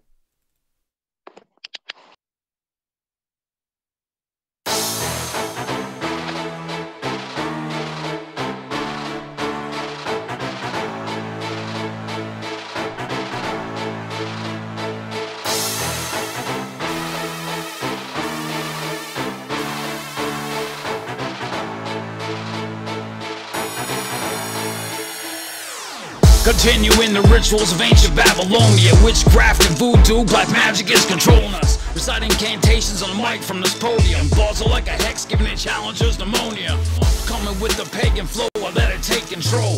It's insatiable, my wicked ways are known. You hear that bell, boy, it's time to pay the toll. A dangerous soul, immolation that'll break a skull. Every lyric channel Satan and I do his bidding. My tracks are rituals, you witness to a new religion. A superstition casting spells until you get afflictions. Swoons of Egyptian black wasps to protect the wicked. The definition of everything you'll never master. I'm not here to save shit, I'm just spreading cancer. Look for a sorcerer so I can sledge the hammer. Kill a pussy, bring it back, I'm a necromancer. We callin' this the Black Mirror Boogie. Hiding in your bushes in the black faded hoodie, but what you thought couldn't be seen just appeared. Thought you was all alone, suddenly we be here. You're dancing to the Black Mirror Boogie. Quickly you can see that all these cats is some pussy said. We gon' show them how to fold one time. Went and sold our souls, but we don't give a fuck. Yeah, you want the boom bap? Nah, bring the headshot. This is Hex rated, known to make a body drop. Pop you with a chopper, dipping out inside a helicopter. Then I'm jumping out, I land upon your head, I'm stopping till it's popping. I'm disgusting, I'm just busting raps. You're just a bitch with a keyboard and it's set to all caps. Enough of that, I ain't in this for the clout or the fame. I'm in this bitch to drop some shit that's hard enough to put you in a psych ward. Yo, I fucking damage your brains. Now, yo, can you hear me though? Can you see clearer? I'm from the dark side of the Black Mirror, I'm the barbender. God synth on the beat with Hex, Ghost coming dubs. Yo, this shit is a beast. I'ma carve your body up, now your ass is unique. Beep, I don't play games, bitch, I play for keeps. Now you're dead inside my house and the saga's complete. Eat. We callin' this the Black Mirror Boogie. Hiding in your bushes in the black faded hoodie, but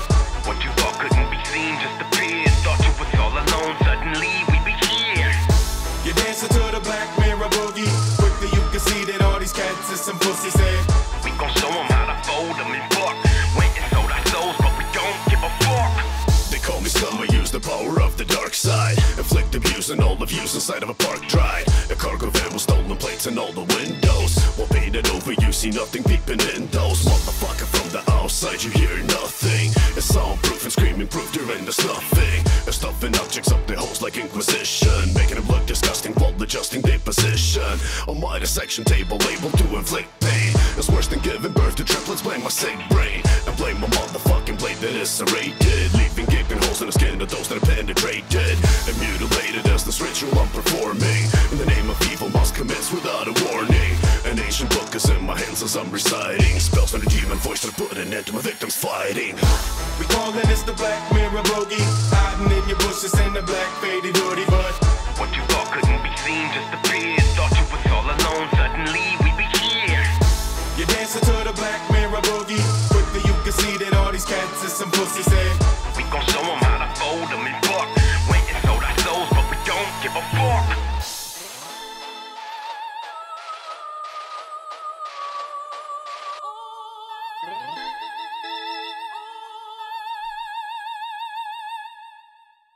God, I fucking love that hook. Black Mirror Boogie by Ghost Demented. Oh. Definitely a great hook. Definitely a great song. Great features on there. Excuse me. Definitely shout out to that song. Shout out to the people featured on it, like Scum. And X-Rated. And make sure you pick up your copy of Bangers from the Morgue on all online major retailers or from Ghost Demented at shows.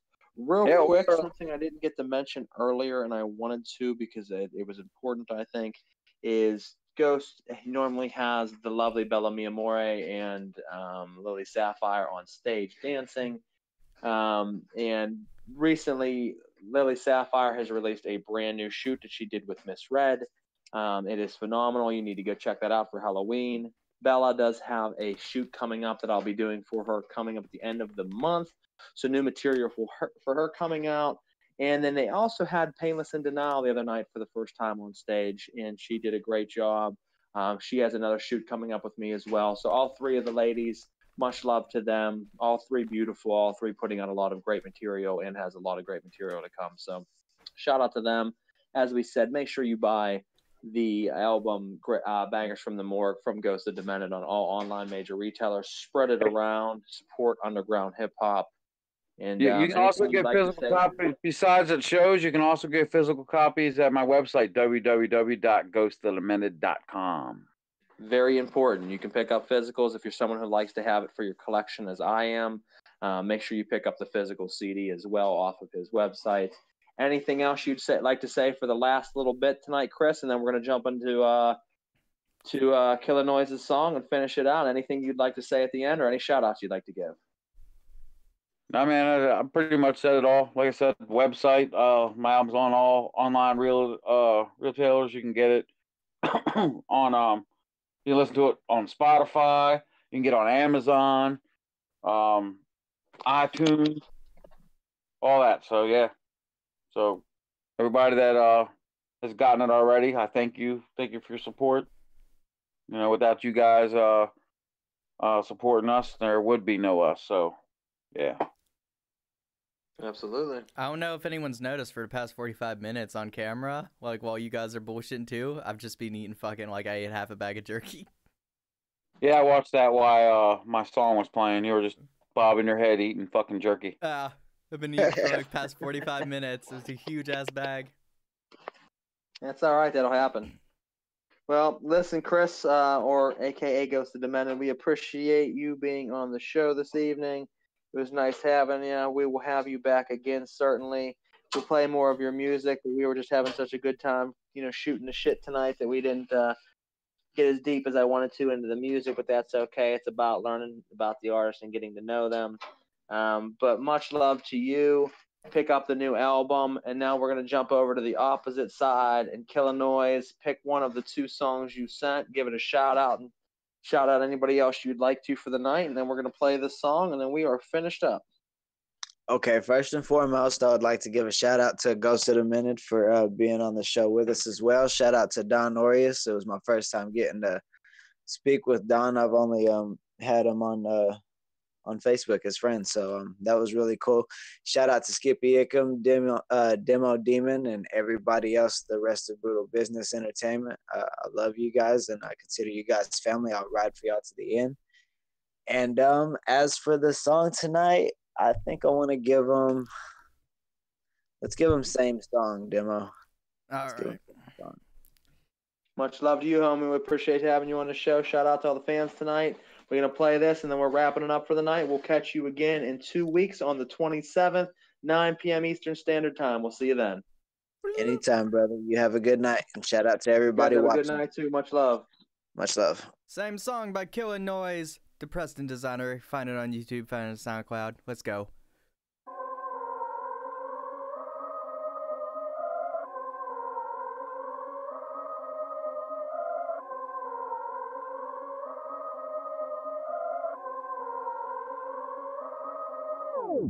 Trust me, motherfucker, what I gotta put you in the ground. 6 below the surface that I'm stomping around like fuck your town. Talk a lot of shit, but you won't do nothing. I'll bark, no bite, maybe wanna shoot something. I ain't bluffing if you wanna come and stand. I'll put your blood up on my knuckles, keep a gutter fucker with a blue duck. And I don't think you understand the concept of drill. See true about the fake, my perception real. Take a trip to other places, ingesting pills. Smiling face, turn the wicked ones set to kill.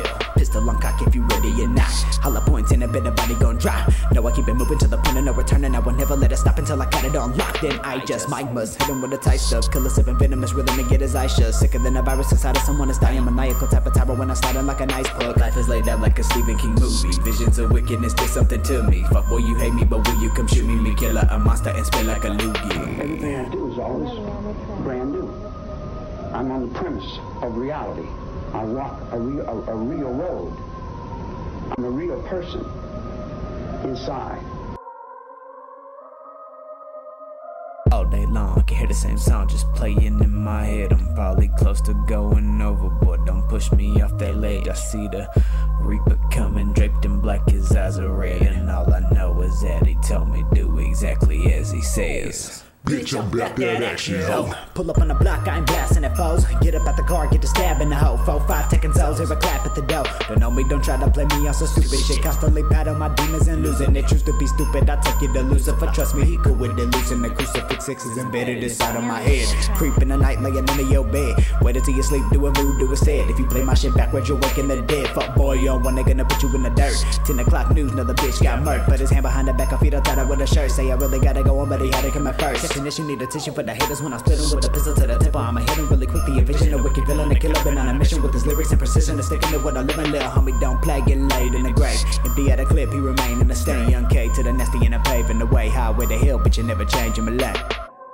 Are you Jesus Christ? Which Jesus? There's all kinds of Jesuses. There's a black Jesus down in Florida. He's having a good time. There's a Mexican Jesus in Mexico. I mean, there's all kinds of Jewish Jesus. I mean, Jesus, you know.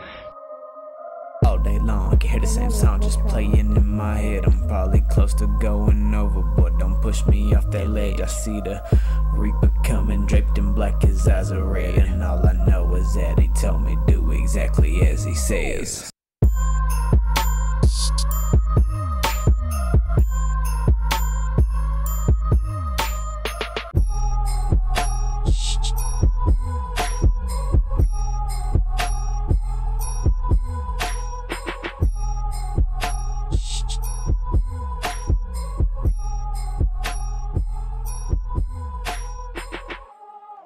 Sure, I believe myself. Why wouldn't I? Hell of fire. All right, so that's wrapping it up. That's absolutely it. Shout out to Donna Rias. Shout out to Donna Rias. Shout out to Killa No1ze and Ghost the Demented for being on the show this evening. Much love to everybody listening in. Please feel free to share it around and spread the news. Much love to everybody on Brutal Business and for No Fucks Given Radio for having us. We will be announcing tomorrow or Monday the interviews for next show, which will be on the 27th. Make sure you check it out. Myself, Skippy Ickum, and my homie Demo Demon, as always, co-hosting that. Demo, anything else you'd like to say for the end of the night? Other than Extra Life, November 3rd, 24 hours. Tune in for that. Make sure you donate. Contact us for links if you want to donate to help those kids in the hospital. Yeah. Pick up a shirt. sometimes kneecaps got to go.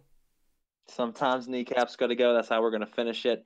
Much love to you guys for being on the show if you're still with us. And everybody have a wonderful night, and we'll catch you next time. NFGR, No Fucks Given Radio.